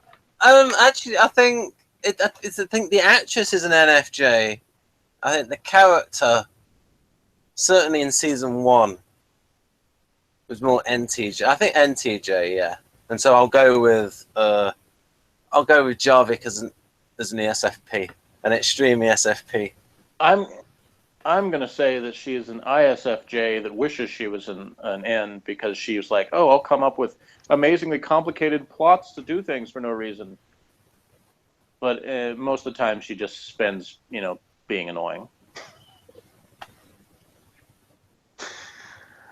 No. That's my politically correct comments on ISFJs. Right. There's many great ISFJs, ladies and gentlemen. My 17 is Time Squad. Yeah. Again, like I go repeating myself, but it's one that is a letdown in some ways, but it has cool elements, and I liked. It was probably one of the scariest ones because you had scenes where basically by herself with these aliens roaming around. She doesn't know how many there are, how many have escaped, and she doesn't even quite know whether Gan's on her side or not because he's acting kind of weird. Others are off doing whatever they were doing, searching for other resistance fighters or whatever, So yeah, they infiltrate a complex with wonderful where you can snap your fingers and they all fall down. Just like in Doctor Who. Yeah, that In Doctor Who, you have to tap somebody on the back to make them fall unconscious. I think this might have been the one where there was a funny scene with Avon where he walks up to the... I'm going blank because there were too many scenes that were similar where they were attacking some power plant looking thing, but there was one where Avon like walks up and says something like, "Can you help me? I'm like a take over the base," or something. He says Villa. exactly what they are. That was Villa. Yeah, Villa. That's what I meant. What did I say? Avon. Okay, yeah, I meant Villa. So I was seeing him in my head. I said the wrong name. That scene was funny. So, and you had, like you said, Jenna in the purple jeans. Yeah. So it was a good outfit for her. And the director shot her well as well, from behind. 16 is Gambit. And that was one where it was funny because Ben predicted I wouldn't like it, and then I liked it better. It's fun, and even Servalan was tolerable because the other stuff that was going on was more interesting, and the guest stars, Dockley and Crantor, and Crantor's assistant dude, whoever, I forgot his name. Another appearance of Deep Roy as the Clute. Yeah. Got to have the Aurak helps Villa cheat at chess scene. That was fun. Mini Aurak. So we had the cat. You had Mini Aurak. Mini Aurak, right. And then you had the fake cat fight with Callie and Jenna in the bar, and the bartender chick was interesting, and like all that was pretty well done. So it was a decently entertaining episode. I gave that one a 5.5 for your record keeping there. Showed a little bit of a different side to Travis. Yeah, I mean that was one of the better performances by the replacement Travis, I think. Right, 16 for me. Rescue. Because you get because the things that it has to achieve, where you have to get them a new ship, and so it's a good idea to have it where you have a villain come along with a load of really good gear, and then when you defeat that villain, you then get all their good gear in their base, and then you have to explain, and then the idea of, then there's all this thing. Oh, okay, why have you got all this good gear? How have you developed all of this technology? Well, it's because he's really old. And then why is he really old? Because of this, like, painting of Dorian Gray type thing. So, in terms of like transition into like the new setup and the new ship, and then of course they didn't go like the whole hog and like give them like everything, because it would sound like too coincidental. So they give them a half working teleport, and they gave them a ship without a star drive, and then in a few episodes after that they're going to get the star drive so they can go quick, and then they can fix the teleport, and so they effectively have a ship almost as good as the Liberator. So, whereas I wanted them to rescue me from my boredom, and they didn't. Marvelous. And we had, a main character die in a very boring way. It was oh yeah, Callie. Yeah, but I thought you'd be happy about that. No, I mean, happy about what? Just that she wasn't there anymore? Well, just that she was written out and Sulian was written in. Well, I mean, yeah, that was what, like, if you want to call that a straight up trade, it was slightly an improvement, but it was like the scene. I mean, the stuff itself was a little bit hard to believe. Like, I know you said behind the scenes why they had to do it kind of last minute in terms of and be there or not, but it was sort of like, especially Villa seemed like right off the bat he was a little bit too nonchalant about Callie's death. So.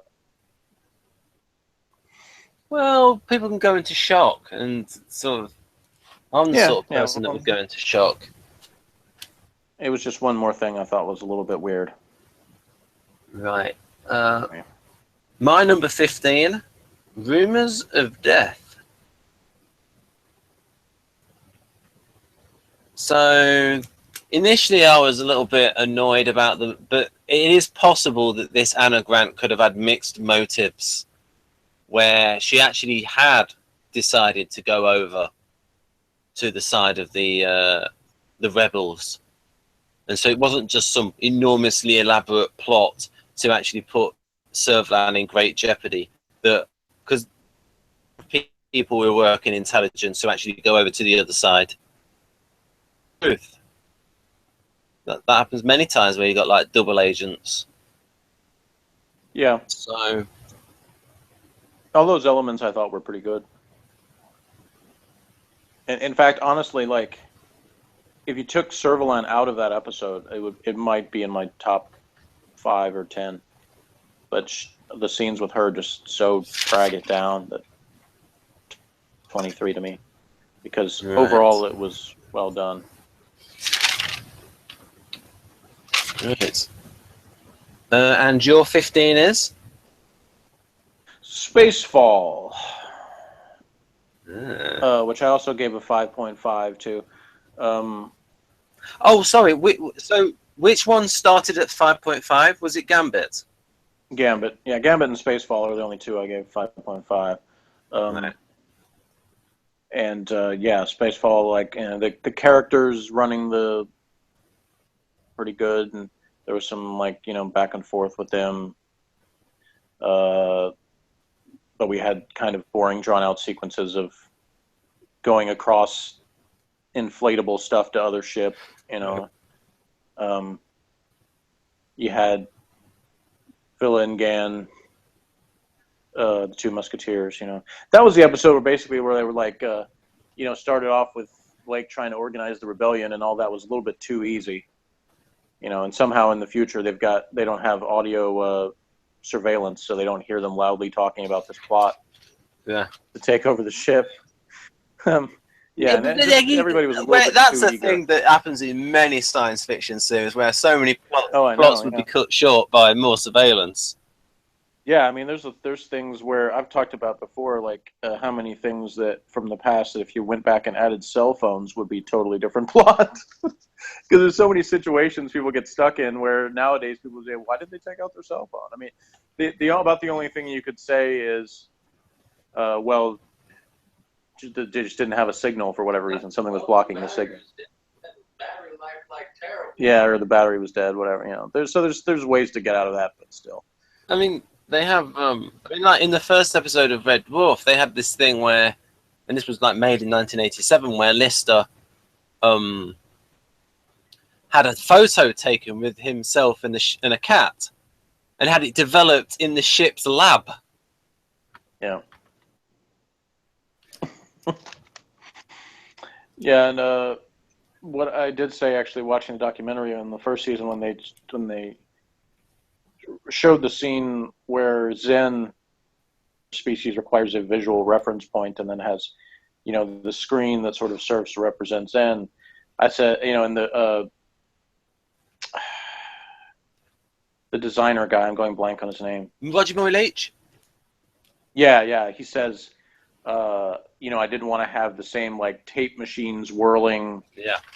And I was like, well, that's good, because it makes it look like it's actually digital instead of analog computer in the 25th century or whatever.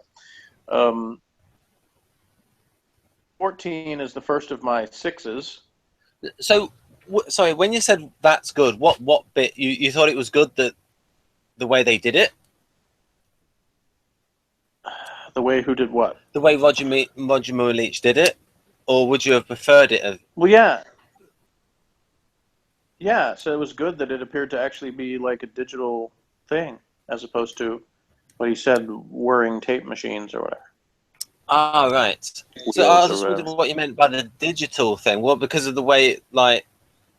Because the appearance of these flashing lights around, as opposed to, like, the contrast he was saying between, like, having, like, reel-to-reel tapes representing a computer. Right, a bit like the computer, was it, in Green Death?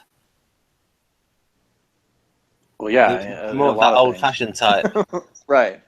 So it looked more futuristic, whatever you want to call it. Right. Yeah. 14 Right, for so me. 14 is Yeah, Sorry, 14 go for you ahead. is Headhunter, I think. Yeah, so I guess I already said that.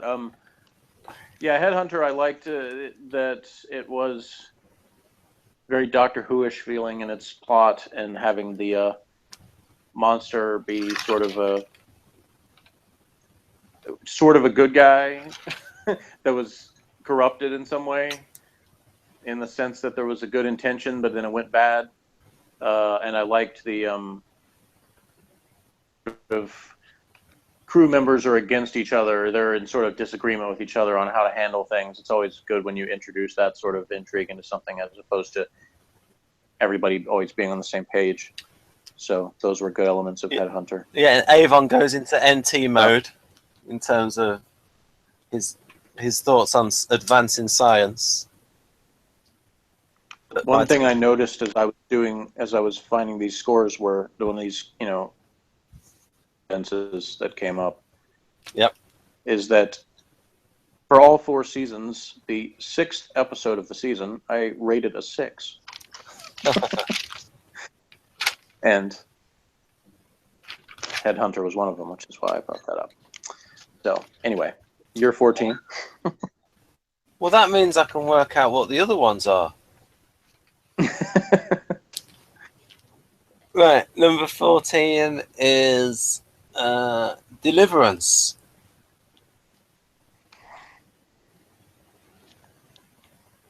Because you've got Megat, which is the woman that... Pardon? I said which is higher on my list. Yeah. Yeah, well, yes, because you've already given us your top. Your 14 and below. Because you got Megat, the one that calls Avon Lord Avon. That was a good storyline. And then it set up the Aurak, because it was just before the Aurak episode. You had all the stuff about the scene between Travis and Servalan, where Travis has some affection for the surgeon that fixed him up, and because Servalan would have him posted as a deserter, it means that his family will be sold into slavery, and then you got Travis saying, "You're even more ruthless than I am," and I just thought that was well acted and well written. That scene between Travis and Servalan, where they're discussing their strategy for Aurak, which would come to the fore in the next episode. And yeah, all the stuff between Avon and Megat was cool and funny.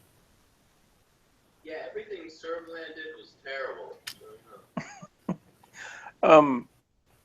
The funny thing is I was like, well, I'll say what I didn't like about Deliverance, and then when I get to it in my list, I'll say all the good things. I don't really remember anything that was... I probably didn't rate it high enough, honestly, because I can't think of what I disliked about it, just from thinking back and reading the description. Because, I guess maybe there were some scenes that were a little bit dull in it, maybe. I don't remember exactly. I think all the scenes with Megat and then Villa being annoyed that... And according, yes, Lord Avon. Right. Yeah, I guess probably maybe the scenes with Servalan maybe dragged a little bit. I don't know. I don't really remember, but I don't think she was in it that much. She was in 1 or 2 scenes. No, it was mainly just her explaining the stuff about Aurak to Travis. Yeah. And of course, Servalan at this stage wasn't the really campy Servalan. Right. And so you probably tolerate her a bit more at this stage. Number 13 for me, Terminal. I liked all the mystery about it, and what Avon was up to, all that kind of thing. And then the reveal and how he was put back, and how that the plot, and then all the stuff, and then the good acting from Jacqueline Pearce when she talks about I think like I think Callie said something like, "I'd hate to think that they were our ancestors," and then she said, "No, they are projection. They're not. They are not what man was, but what man is to become." And I think she delivered. Yeah, I just thought that was boring.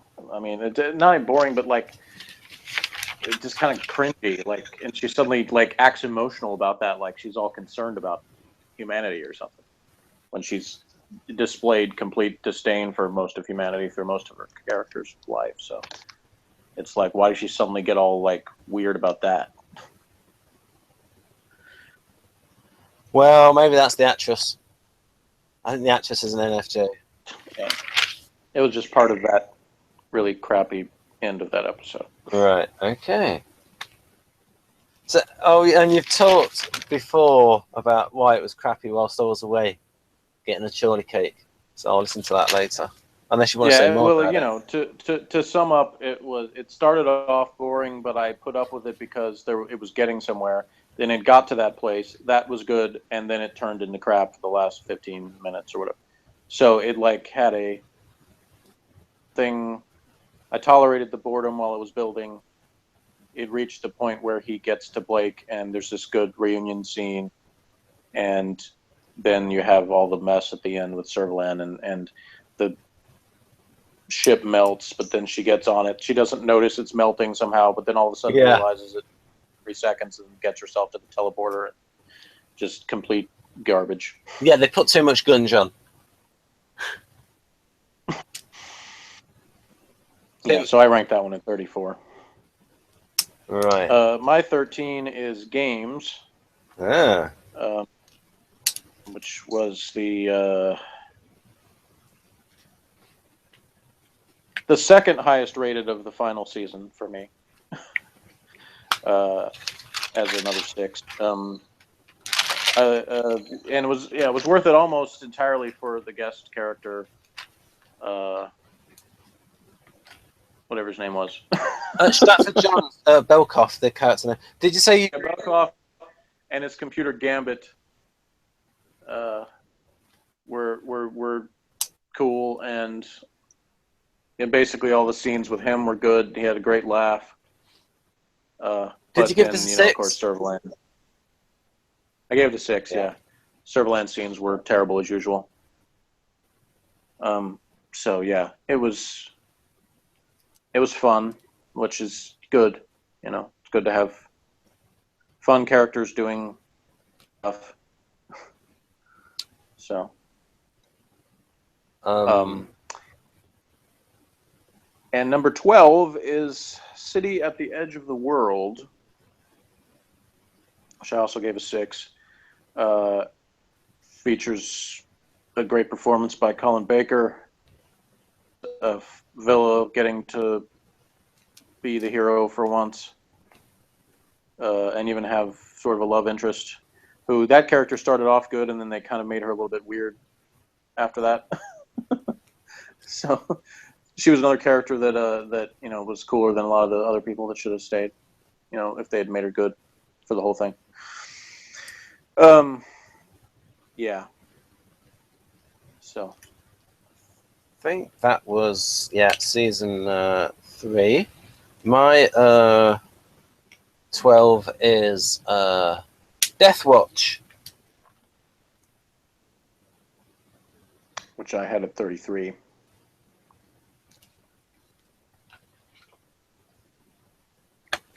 Yeah, I like the plotting of Servalan. I like the fact that the fact that Tarrant got to experience his own brother's death through the and then all of the stuff about actually experience the fight through the use of the technology positions, through the use of those discs on the forehead.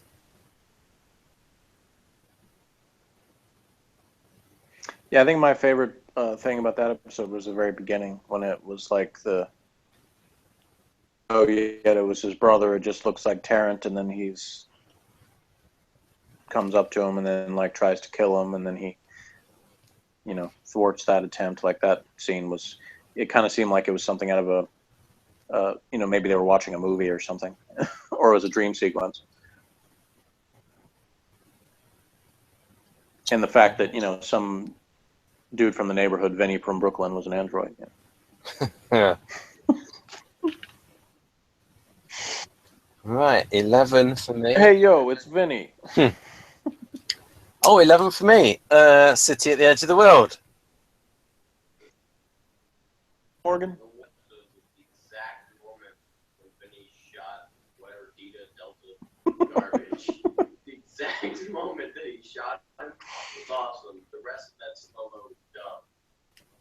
Right. So, what did you like about City at the Edge of the World, Ben? Colin Baker's performance was, and like you said there, a great performance by Colin Baker, and I was about to say that's not something that you hear often, especially from my lips. But I thought it was excellent as Baben the Berserker, or Baben the Butcher. All the stuff with Villa, all of the reasoning behind how he was able to get through the door and how he used his brain, I thought that was well thought out by Chris Boucher. Yes, the way she could have been performed was, like she shouldn't have been like scared when she was going through the tunnels with Villa. So maybe that was a fault of the director.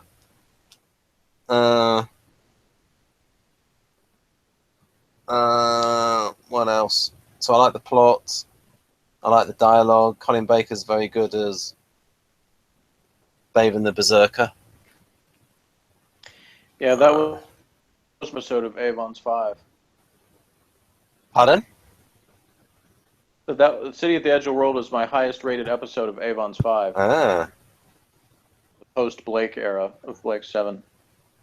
All of the top 11 are from before that. Well, I take that back. There was one that's there's one that's a little different. Yeah. So what did like, what score did you give to City at the Edge of the World? 6. 6. Okay. What's your 11 then? My 11 is Pressure Point. Another one I gave a 6. Good elements of that one included Gan's death, a well-written rebel leader woman. Kasabi. They had a little bit of,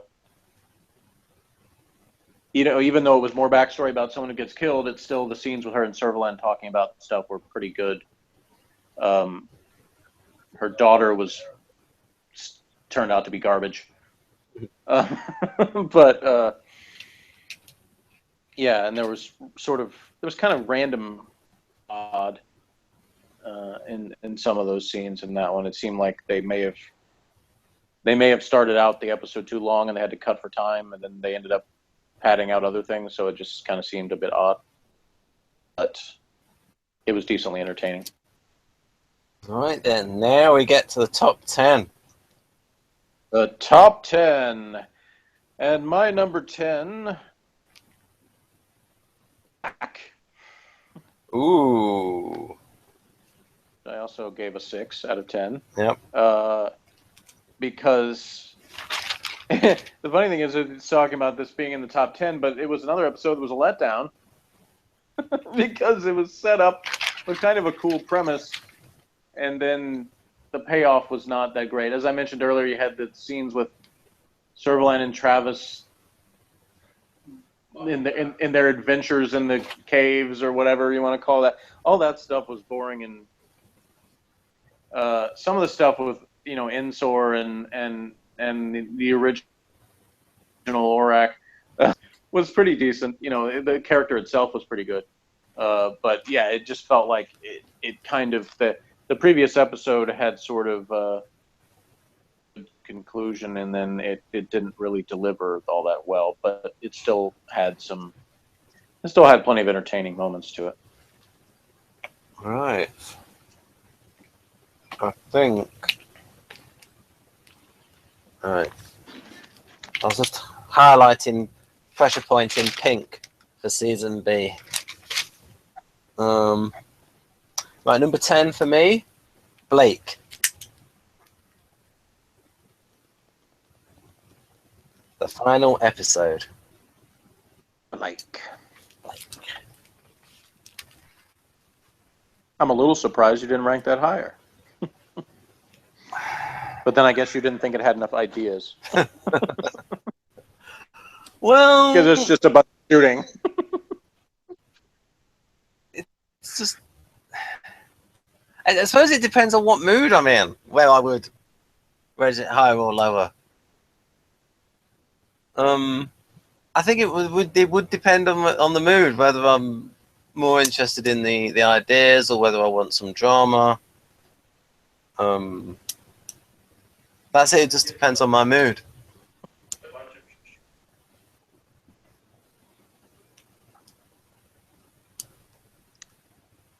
Didn't know that. They specifically interrupt the ideas with shooting. To specifically interrupt the ideas with shooting. Right. Okay. I'm not sure what that means. Okay, he's going to start this new up, they shot him. Okay, there's this dramatic tension between A1 up, he shot him. But Blake kind of summarized Blake 7 in terms of sort of introducing ideas and then just having them happen. It was done in a way where there was a bunch of death, so that was good. Yeah.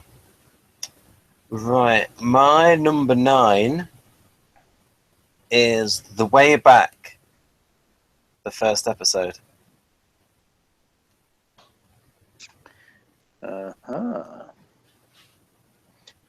I figure the way I'll do this is, when I get to that one in my list, I'll talk about the good parts of it. So since you, now I'll talk about what I didn't like about it, which is the first half is pretty boring. Right.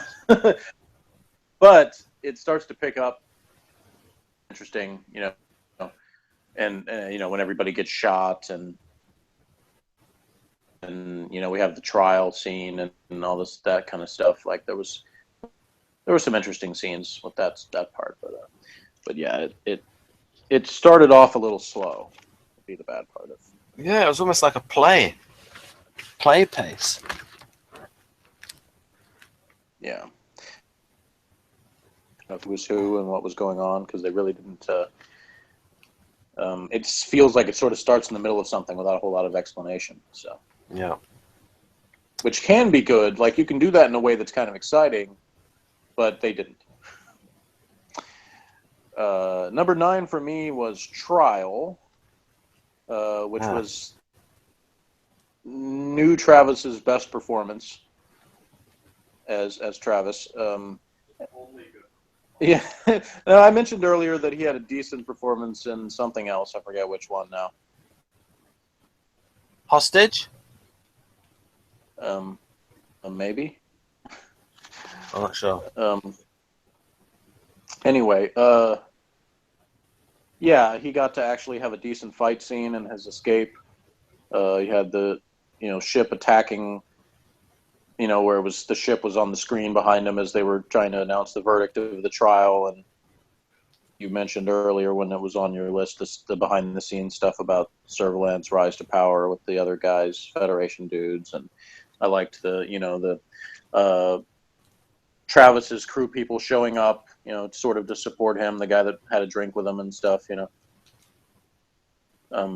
So like, those parts were good. The parts about the planet that was eating things was a little silly, but even that wasn't too bad. It was kind of,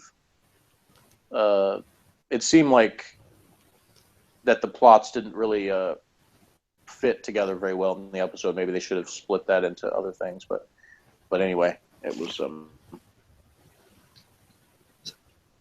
So did you give that 6 or more? I gave it a 6. Because your sound cut out. Oh. What did you give it? A minute or so ago. What did you give? How many out of 10 did you give Trial? I just said yes, 6. Right. Okay. Right. Number 8 for me. Jewel. or duel.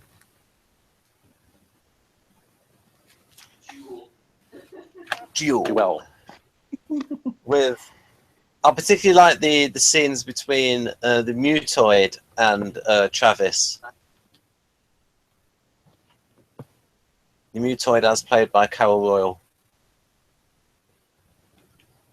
I put that at 30. Yeah. Character of Travis, as played by Mr. Greif, was cool, but they made him do stupid things. Yeah.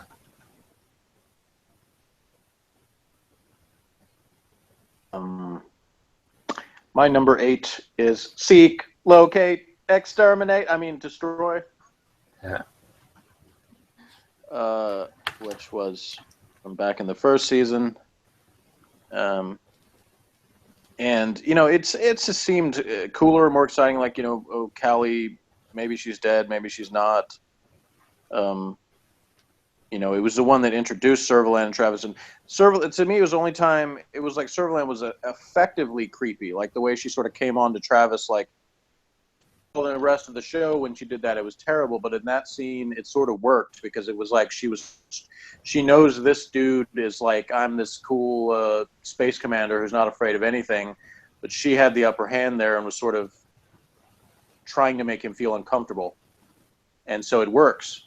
When later on they make it where she does that and people are like happy about it, then it's stupid. It works as an intimidation technique, not as oh, someone's going to fall in love with her, because that's dumb. So it was most effective in that scene.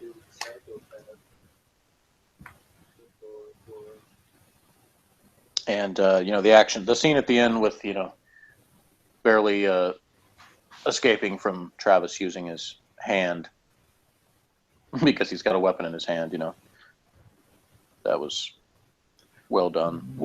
What do you give that one out of 10, Seek, Locate, Destroy? That's the highest of the 6s. And number 7, which I gave a 6.5, is The Way Back. The very first episode, like I said, starts off slow, but then, time I reviewed it, having seen it for the first time, I did want to see the next one after seeing the rest of that episode, so it did its job as far as being an effective opening episode. Not supremely exciting. If I had just come across it and without any kind of incentive to watch more, I might not have really cared that much, but there were enough. I thought, like I said, it started with a more serious tone, which, like I said, although somewhat boring, also gave hope that it was going to kind of be this sort of space intrigue plot as opposed to, descending into weird goofiness. So it had that going for it. My number 7, Aurak.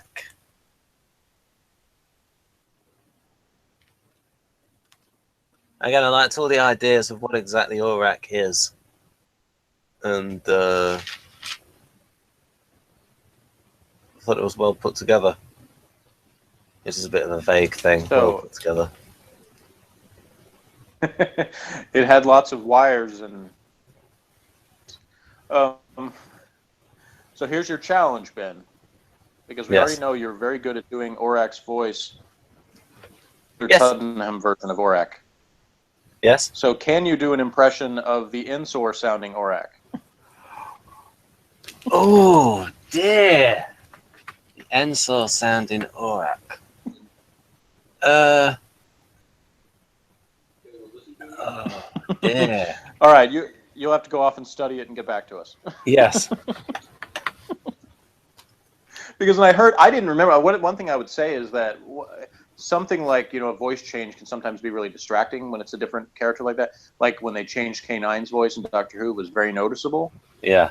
But with Aurak, really noticed at first. Like if you hadn't pointed out, I wouldn't have thought about it. When they showed it again, when I saw it again on the documentary and it had his original voice, I realized how different it actually sounded. Yeah. Because I didn't remember it being that different. So obviously it was effective enough at the time that it didn't make much of a difference to me. But being reminded of it, and that's true for several things. Like there's several different audio plays, audio dramas, and things that I've listened to where there's a actor change for one of the characters that is done in a way that either there's enough space in between the two appearances that I didn't notice a huge difference, or they, or just whatever reason that there was effective enough about it that I didn't notice. And then there's other times where it's a huge difference, and it's kind of like, how can you accept this as being the same character? They don't sound anything alike. So it can vary quite a bit. Number 6 for me is The Keeper. Ooh. I liked Jenna cozying up to the king stuff and the crazy old woman and the crazy old guy, the other jester. The other stuff about implanting the secret of Star One in the code, and because it's like this kind of almost medieval setting, but then they have this one thing that's part of the continuing plot that you mentioned earlier that's sort of buried within that. So I like the elements of that. And I liked the interplay between the characters and sort of everybody having their own kind of separate agendas going on. And Villa getting his, gets to have one of his more competent things when he takes over as the jester. And yep. So you've got, this sort of dual thing going on where, and I like the Viking brother guy that was like, I'm the good one. Yeah. So those elements were all pretty decent. So that one also gets a 6.5. Right.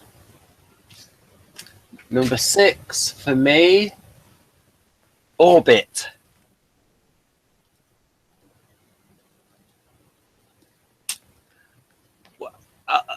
Again, I like the humor of it, the vocabulary that Robert Holmes uses, like he uses words like traduce, parvenu, calumny, all these sort of words, all these Robert Holmes words I've learnt from that. I like the plot. I thought there was an exceptional situation engineered by Robert Holmes where Aurak, they've got to lose 70 kilos, and then Aurak says Villa weighs 73 kilos or 72 kilos, something like that. And then Avon decides to throw him off the ship so that he can survive. And most people are probably thinking, oh, that's terrible. But a lot of people would have done the same thing faced in that situation. Yeah, we both die. Reminded me of some Star Trek episodes where there was sort of similar scenarios set up. I ranked that one at 38, though, because the bad outweighed the good to me. Although I liked most of the stuff you just mentioned. There was also too much other stuff that was kind of it's the Servalan, the presence of Servalan weighing it down. Yeah, that was the main thing. Right. So my number. By that time, I was just kind of burned out. Yeah. You were burned out by then, yeah. And now the top 5. Yes. But then what's your number 5? My number 5 is Horizon. Ooh. Which I liked for all the reasons Ben didn't like. Because it didn't a bunch of ideas that went nowhere. They had a pretty straightforward plot with, interestingly enough things going on. Yeah, something like that.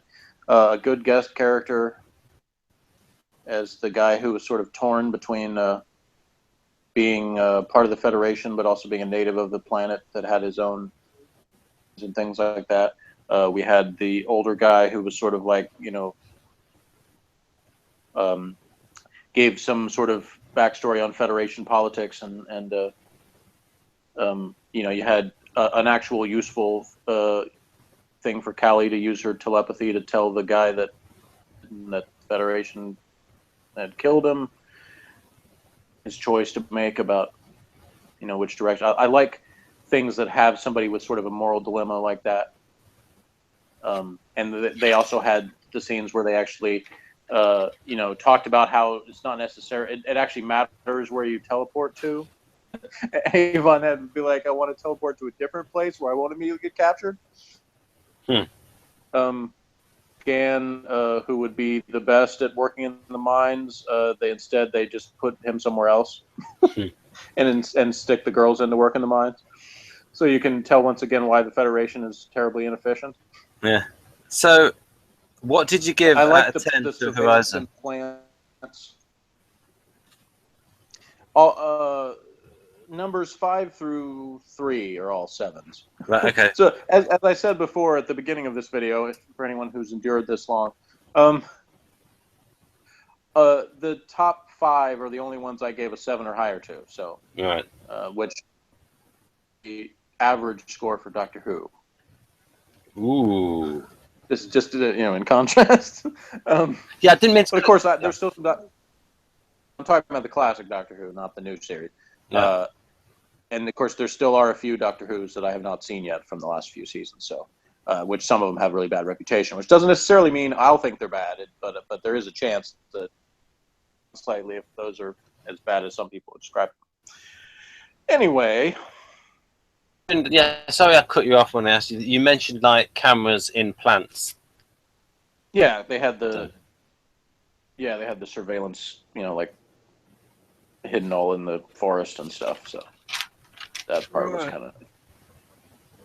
And you had, I think you mentioned the thing that you liked, Avon's discussion or calculation with Aurak is figuring out like whether or not he could just leave everybody there and escape on his own. Yeah. And I liked that. So yeah, that was another good element.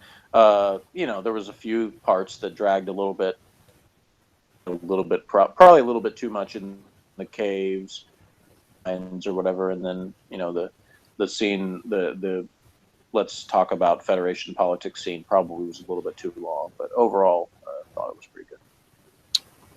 All right. Number 5 for me, Gambit.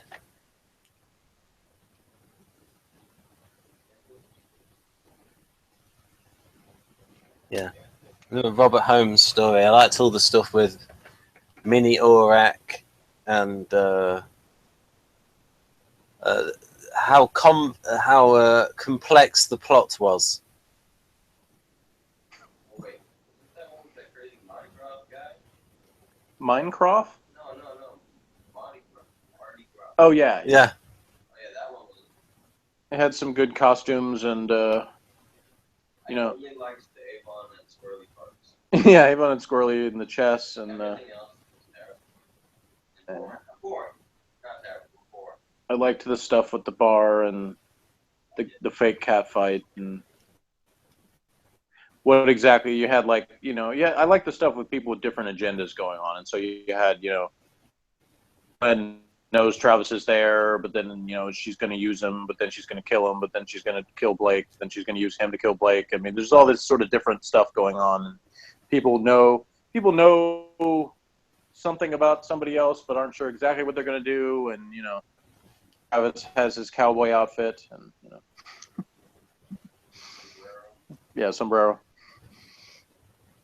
Yeah, right.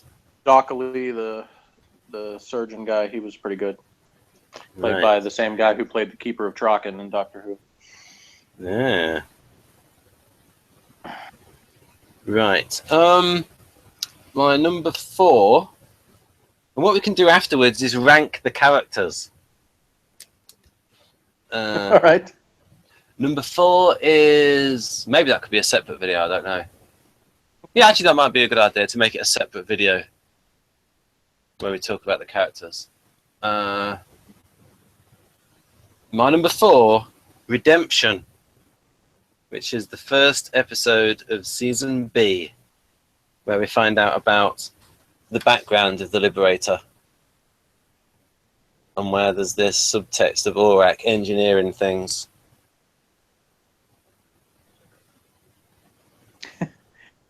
Where Aurak was like, I've taken control of the ship and I'm taking it into a black hole. Screw you. Well, I mean, there it was, but it was more subtle with Redemption. That was the where yes or no question. yeah. Well, I didn't quite hear it because the sound cut out. So what was the yes or no question then, if you'd say it again? One where Orak is like, take us into a black hole, so screw you. Oh no, that was Dawn of the Gods.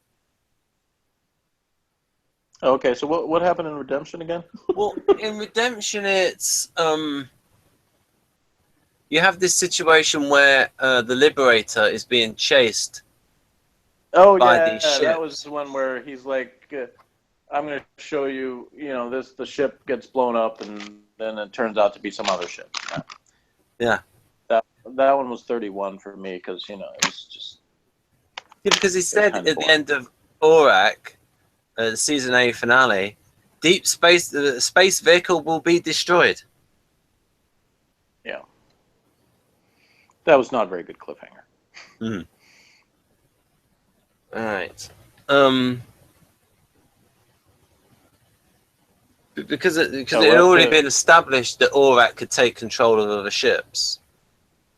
Yeah. And he took control of the Liberator in Orak. I predicted correctly that Orak was going to be used as just a convenient plot device. Basically, they could have him do whatever they needed to have him do at the time they needed him to do it, and other times he would not. They wouldn't bring up the fact he had that ability. So, my number 4 is Blake. And I said earlier that City at the Edge of the World was my highest of Avon's 5 because I don't really count Blake since Blake was back. Yeah, that's true. And it's yet again another one that's a letdown in some ways, but the letdown was just in the fact that they introduced this idea of, Blake's getting together people to try to form a new resistance group, and he's like, here, let me tell you some things about what I'm planning to do, and then I'll just get killed. But shot was pretty good, but it was still a little bit like, almost like, okay, now just kill everybody off, like for no real good reason. Like, yeah, Avon, like, who's the guy who doesn't want to rush into things because he wants to like analyze it from every angle and figure out what to do, is like, Tarrant, the stupidest one here, has told me Blake's against us. I'm not going to listen to him. I'm just going to shoot him. Repeatedly. And he also had yes, he had an attack of the Captain Kirks, didn't he? Yeah, but badass Blake good. That should have been a spinoff. And, they should have had Tarrant die the first time when he after all that, after being a scrub for so long, they gave him a chance to die a hero, and then they go, nope, he's still alive. Well, he needs to survive so he can screw everybody later. Yes, I mean, what they wrote in the book, they summed it up quite well. What they put is,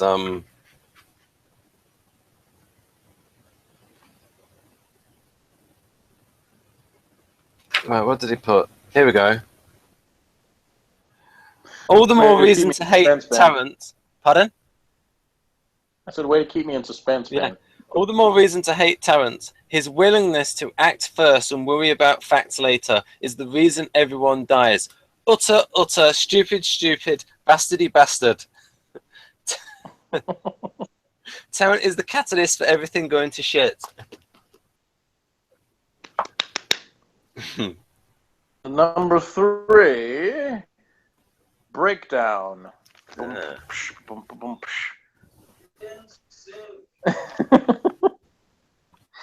Breakdown, which was back in the one where Gan goes crazy. They put Callie in charge of guarding him.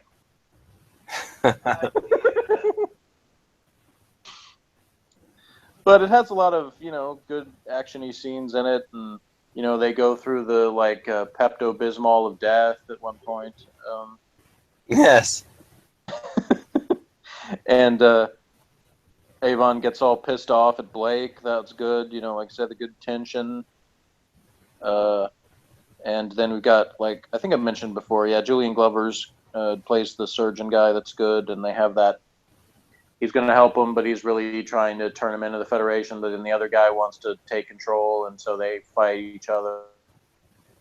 Yeah, it had interesting elements. It was a well done episode overall. That one also gets a 7.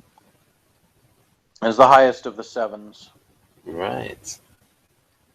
My number 3, EHAC, i.e. weapon. Off yourself. With that weapon? There you go. Go ahead and tag yourself, Ben, and then kill yourself 50 years later. Well, I'm not going to tag myself. Tag other people, though. All right. Tell us, Ben. Tell us all the fantasticness of weapon. Well, induced molecular instability projector and key. You've got the clever solution to the problem where how do they get out of it? They've all been tagged. Well, what happens is the former slave girl then marks Servalan so that she can't press the button, because if she pressed it, she'd kill herself. Because only created in order to make that force wasn't even very tense. It was garbage. This weapon is impractical and stupid. Okay. Continue, please. It's an NT weapon rather than an SP weapon. Why it doesn't work well. You see, the SPs, they want the death straight away. They don't want the death deferred. They want the gratification straight away. They want those near results rather than the remote results. Revolver that shoots bullets. And the other guy has a laser pointer that marks somebody so you can press the button and kill them later. And they both shoot at the exact same time. Who do you think is going to live longer?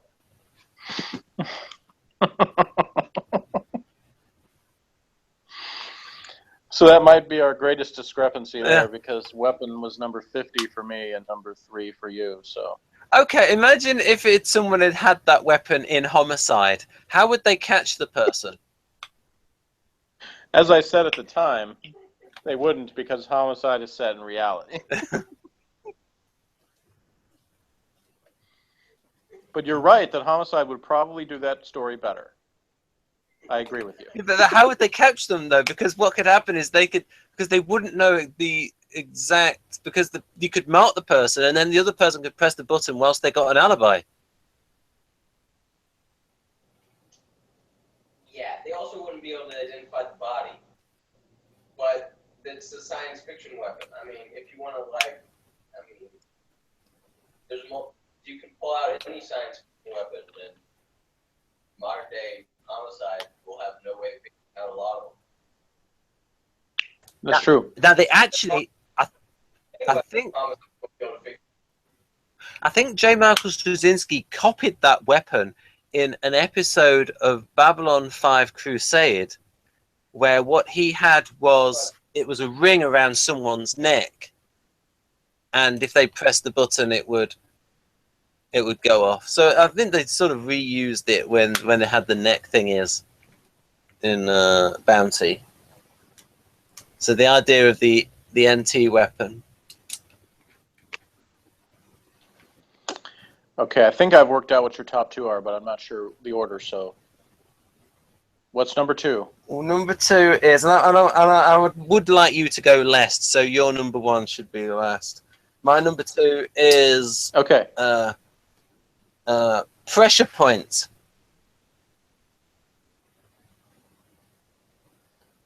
Because you have a great twist where it's an empty room and Gan dies. Insight and the way he rates things. The part he liked about that story was the empty room. The twist. Yeah. It was a letdown. I actually, I feel in between. I wasn't particularly bothered by that, but I don't think it's some great thing either.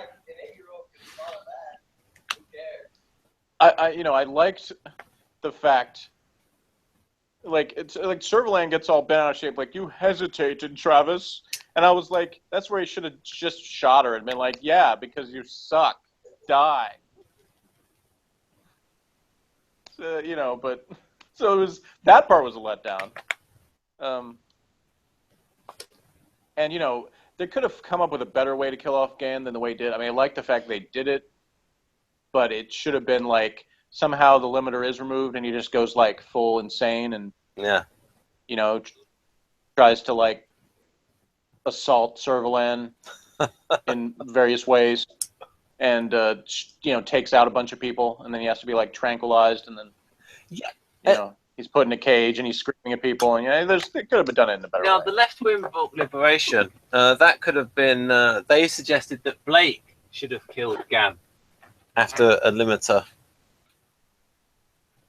problem. There could have been ways to do it that would have been better than the way they did it, but instead of going down the same staircase like 47 times. Now, as the director, I would have said to David Jackson, who played Gan, hold your breath when you're pretending to be dead. Well, I can see you breathing. The danger when you have an extended scene where someone's supposed to be dead is you've really I think it's the editing job of making sure you don't see that. You have to edit it so that it's not going to have an extended period of time where somebody has to hold their breath. Yeah. I thought that the dead body acting in Homicide's very good. Yeah. Right. I agree. Oh, my number 2 is Deliverance. Ooh. What do you like about that one? That was, to me, the most effective episode at setting up a cool premise. And because unlike so many other episodes that they let it down in the end of the episode, they waited till the next episode for the letdown. Deliverance was like almost entirely like cool setup. I liked Insor Jr. and the scenes of him like trying to hold hostages on the ship to rescue to try to save his father. Like those elements were good. And the like I said, in concept, the stuff about Orax, I liked Insor Senior as well, and the way they set up the characters. Like I said, the scenes with Servalan were limited and basically just describing. He'd set up the other guy, and she was still at that point because it was just sort of like, I'm telling you, I'm setting up that I'm this ruthless person, as opposed to just being garbage like later on. So, I'd liked, like you said, the acting, Travis, in terms of like he's committed to his mission, but he's also a little bit bent out of shape about his friend. Yeah, Marriott, that's it. Yeah. So there was a lot of interesting different sort of elements going on there. And yeah, the stuff with Megat was funny, and those scenes were effective. So what did you give it out of 10? So 7.5. Right. So I think I can guess your number 1. Can you guess my number 1? I can, but I'm going to let you say it. I know what it is, but it is because I worked. Yes, it is Star 1. The payoff to season 2. Star 1. It's not such blasphemy that you're number 1, because it wasn't bad. It was just mostly boring, and then there was some cool parts. Yeah, at least Weapon wasn't your number 1. But tell us what's fantastic about Star 1, then. Well, the fact that it turns out to be an alien, it turns out to be an alien invasion, and this thing that Blake had tried so hard all season to destroy, he actually has to stop being destroyed.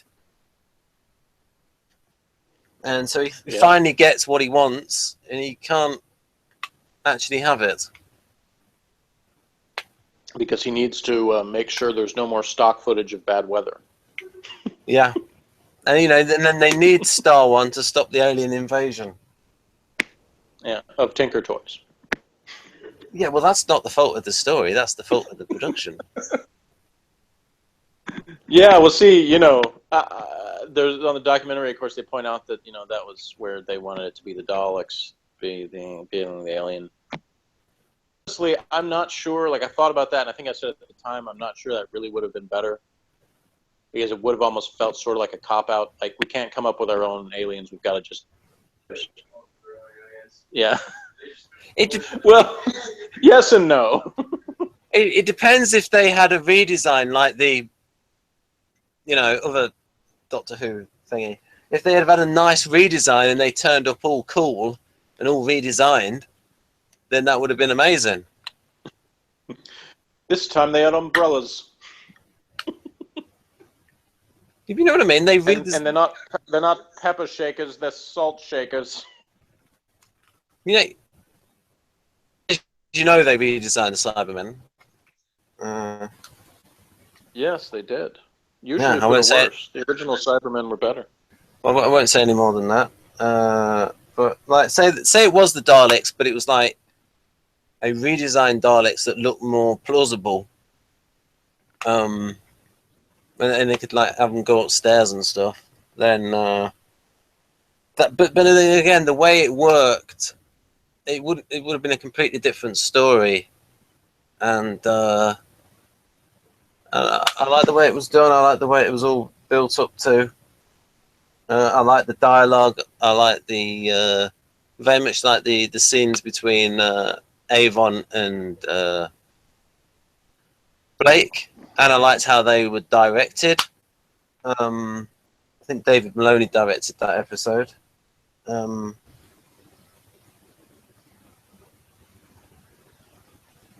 Yeah. I think it was something like, as far as I'm concerned, you can wade in blood up to your armpits. And then there's loads of other dialogue that I've... Yeah, there was some good lines. I would agree with you there. There were good lines. You can stir up 1,000 revolutions. I want to be free. I want to be free of him. And then, but we are free now, Avon. And then there's stuff between Callie and Blake. He has to destroy Star One, because otherwise all this killing and destruction will be for nothing. And it's the only way that I can be sure that I was right. All that kind of stuff.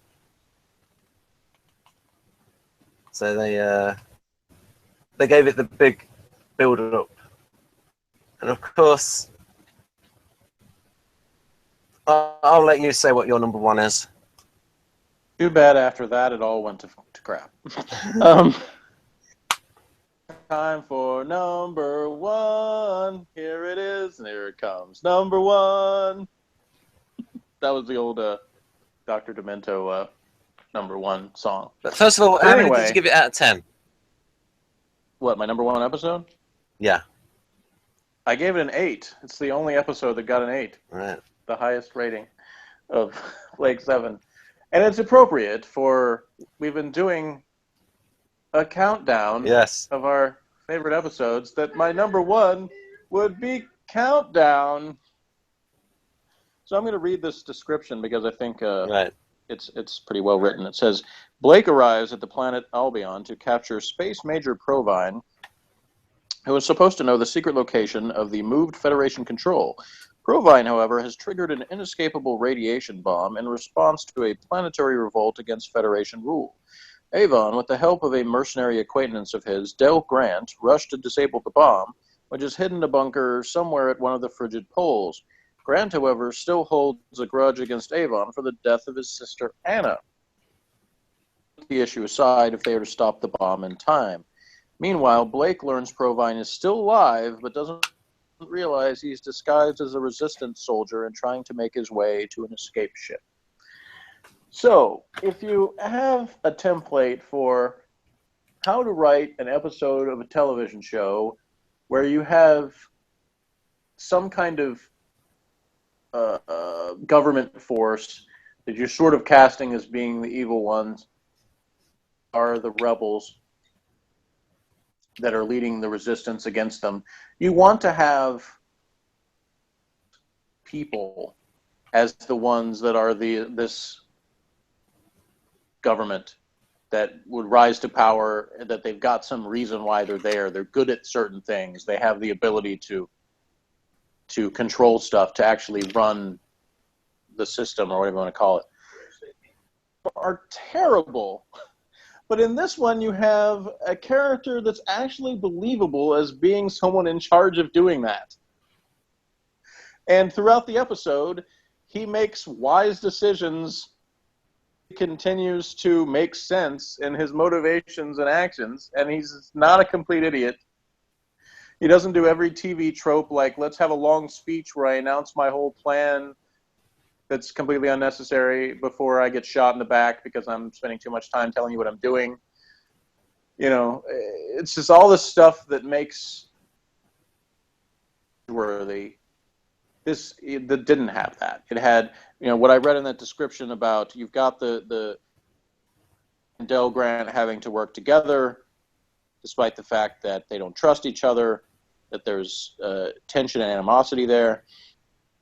You know, there was one woman who was a weak link in, as far as the acting goes, but other than her, everybody was believable, and separate motivations and agendas, but they were work together where they had to do things. There was effective suspense in the way they did the countdown. It wasn't like 30 seconds takes 3 minutes. They did it almost in real time, where you felt the tension building to that point. Freezing cold, you know, they did that effectively. So everything was well set up. And like I said, it's only let down by a few. So overall, a very effective episode, and shows that not only Terry Nation, but the, you know, writer, director, producers, whatever of that show were capable of turning out an episode, and just didn't do it very much. So, yeah. That's why Countdown is number one. All right, so these are the. Pardon? I said it would turn out to be the pinnacle of Blake's 7, as it would never be that good again. Right. But at the time, I hoped, after watching that, I actually hoped that wouldn't be the best episode, because I was like, oh, they're making this actually cool. And I thought that season, like, you know, I wanted to agree with you and say Star 1 would be the best, because it would, like, lead into this fantastic conclusion, and then it just really didn't happen. We did put quite a few. Yeah, season A and B does dominate your top 10, and as you said, Blake is proper Blake 7 because it's got Blake in it. Yeah, I don't count that as part of Avon's 5. Yeah. Right. Okay. So we'll probably do a future hangout where we go through the characters of Blake 7. I'm sure you'll be in tremendous suspense on who will be my worst character choice. Right. No suspense. It might actually be an anagram of my YouTube second name. I wouldn't admit that if I were you, Ben. It might even be an anagram of Vaselan. Vaserland, that's a cooler thing as its own entity, because Ben is cooler than Servalan. Thank you. Even though that is very moderate praise. By a long shot. By a long shot. We have one viewer. I cannot believe it.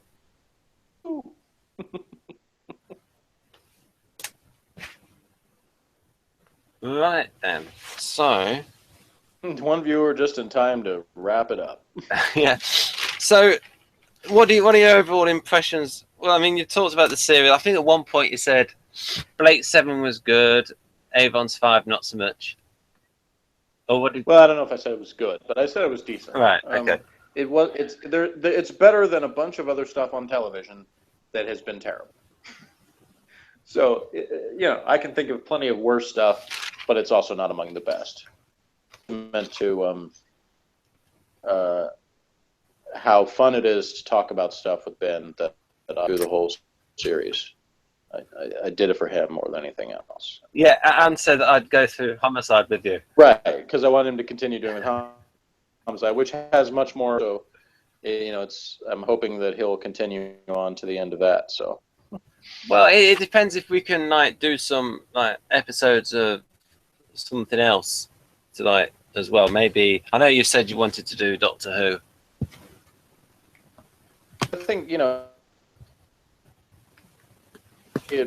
we talked when we were doing Doctor Who references, people that worked on Doctor Who, things like that.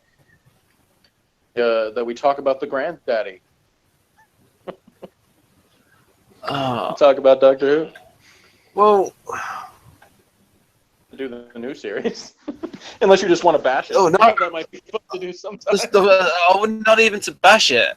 I would not want to do the new series. My head would explode. Yeah, well, we don't have to do that. Oh dear. Oh dearie me.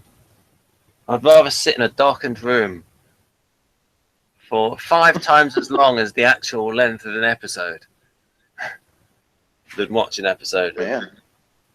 The new Doctor. There's only one that I actually finished watching the episode. That one about the werewolves, whatever that was called. All right. Right there, folks. So we will do another video in the future where we rank the characters and we talk about the good and the bad of them.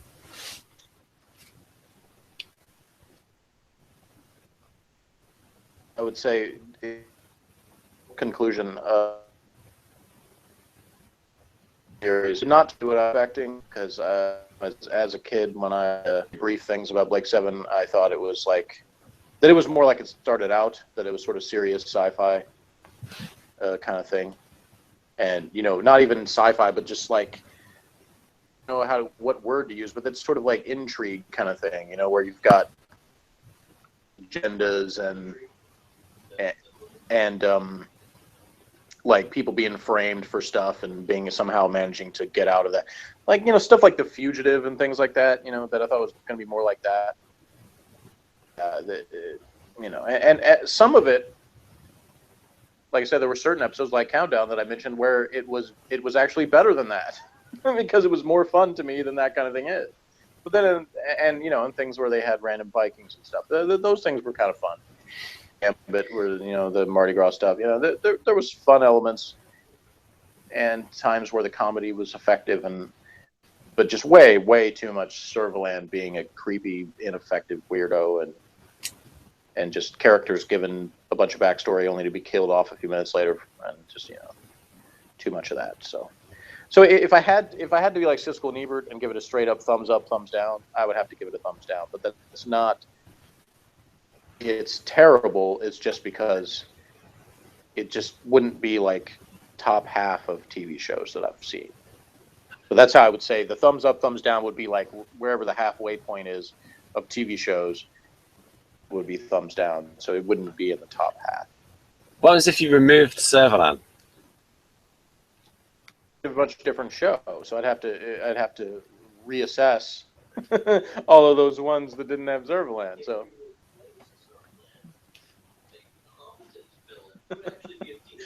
Honestly, if the Servalan had stayed more like she was introduced, in the earlier ones, she wouldn't have been nearly as annoying. But they made her as annoying as possible towards the end. So, and her looks even changed. Near the beginning, she looked more effective. I don't know what it was about her. Maybe it's because they were more ridiculous. But some of her outfits at the beginning were pretty ridiculous too. So I don't think that was it. The way she looked, almost as if soap opera-ish as it went on. Well, I don't know, she something talks about the about. makeup.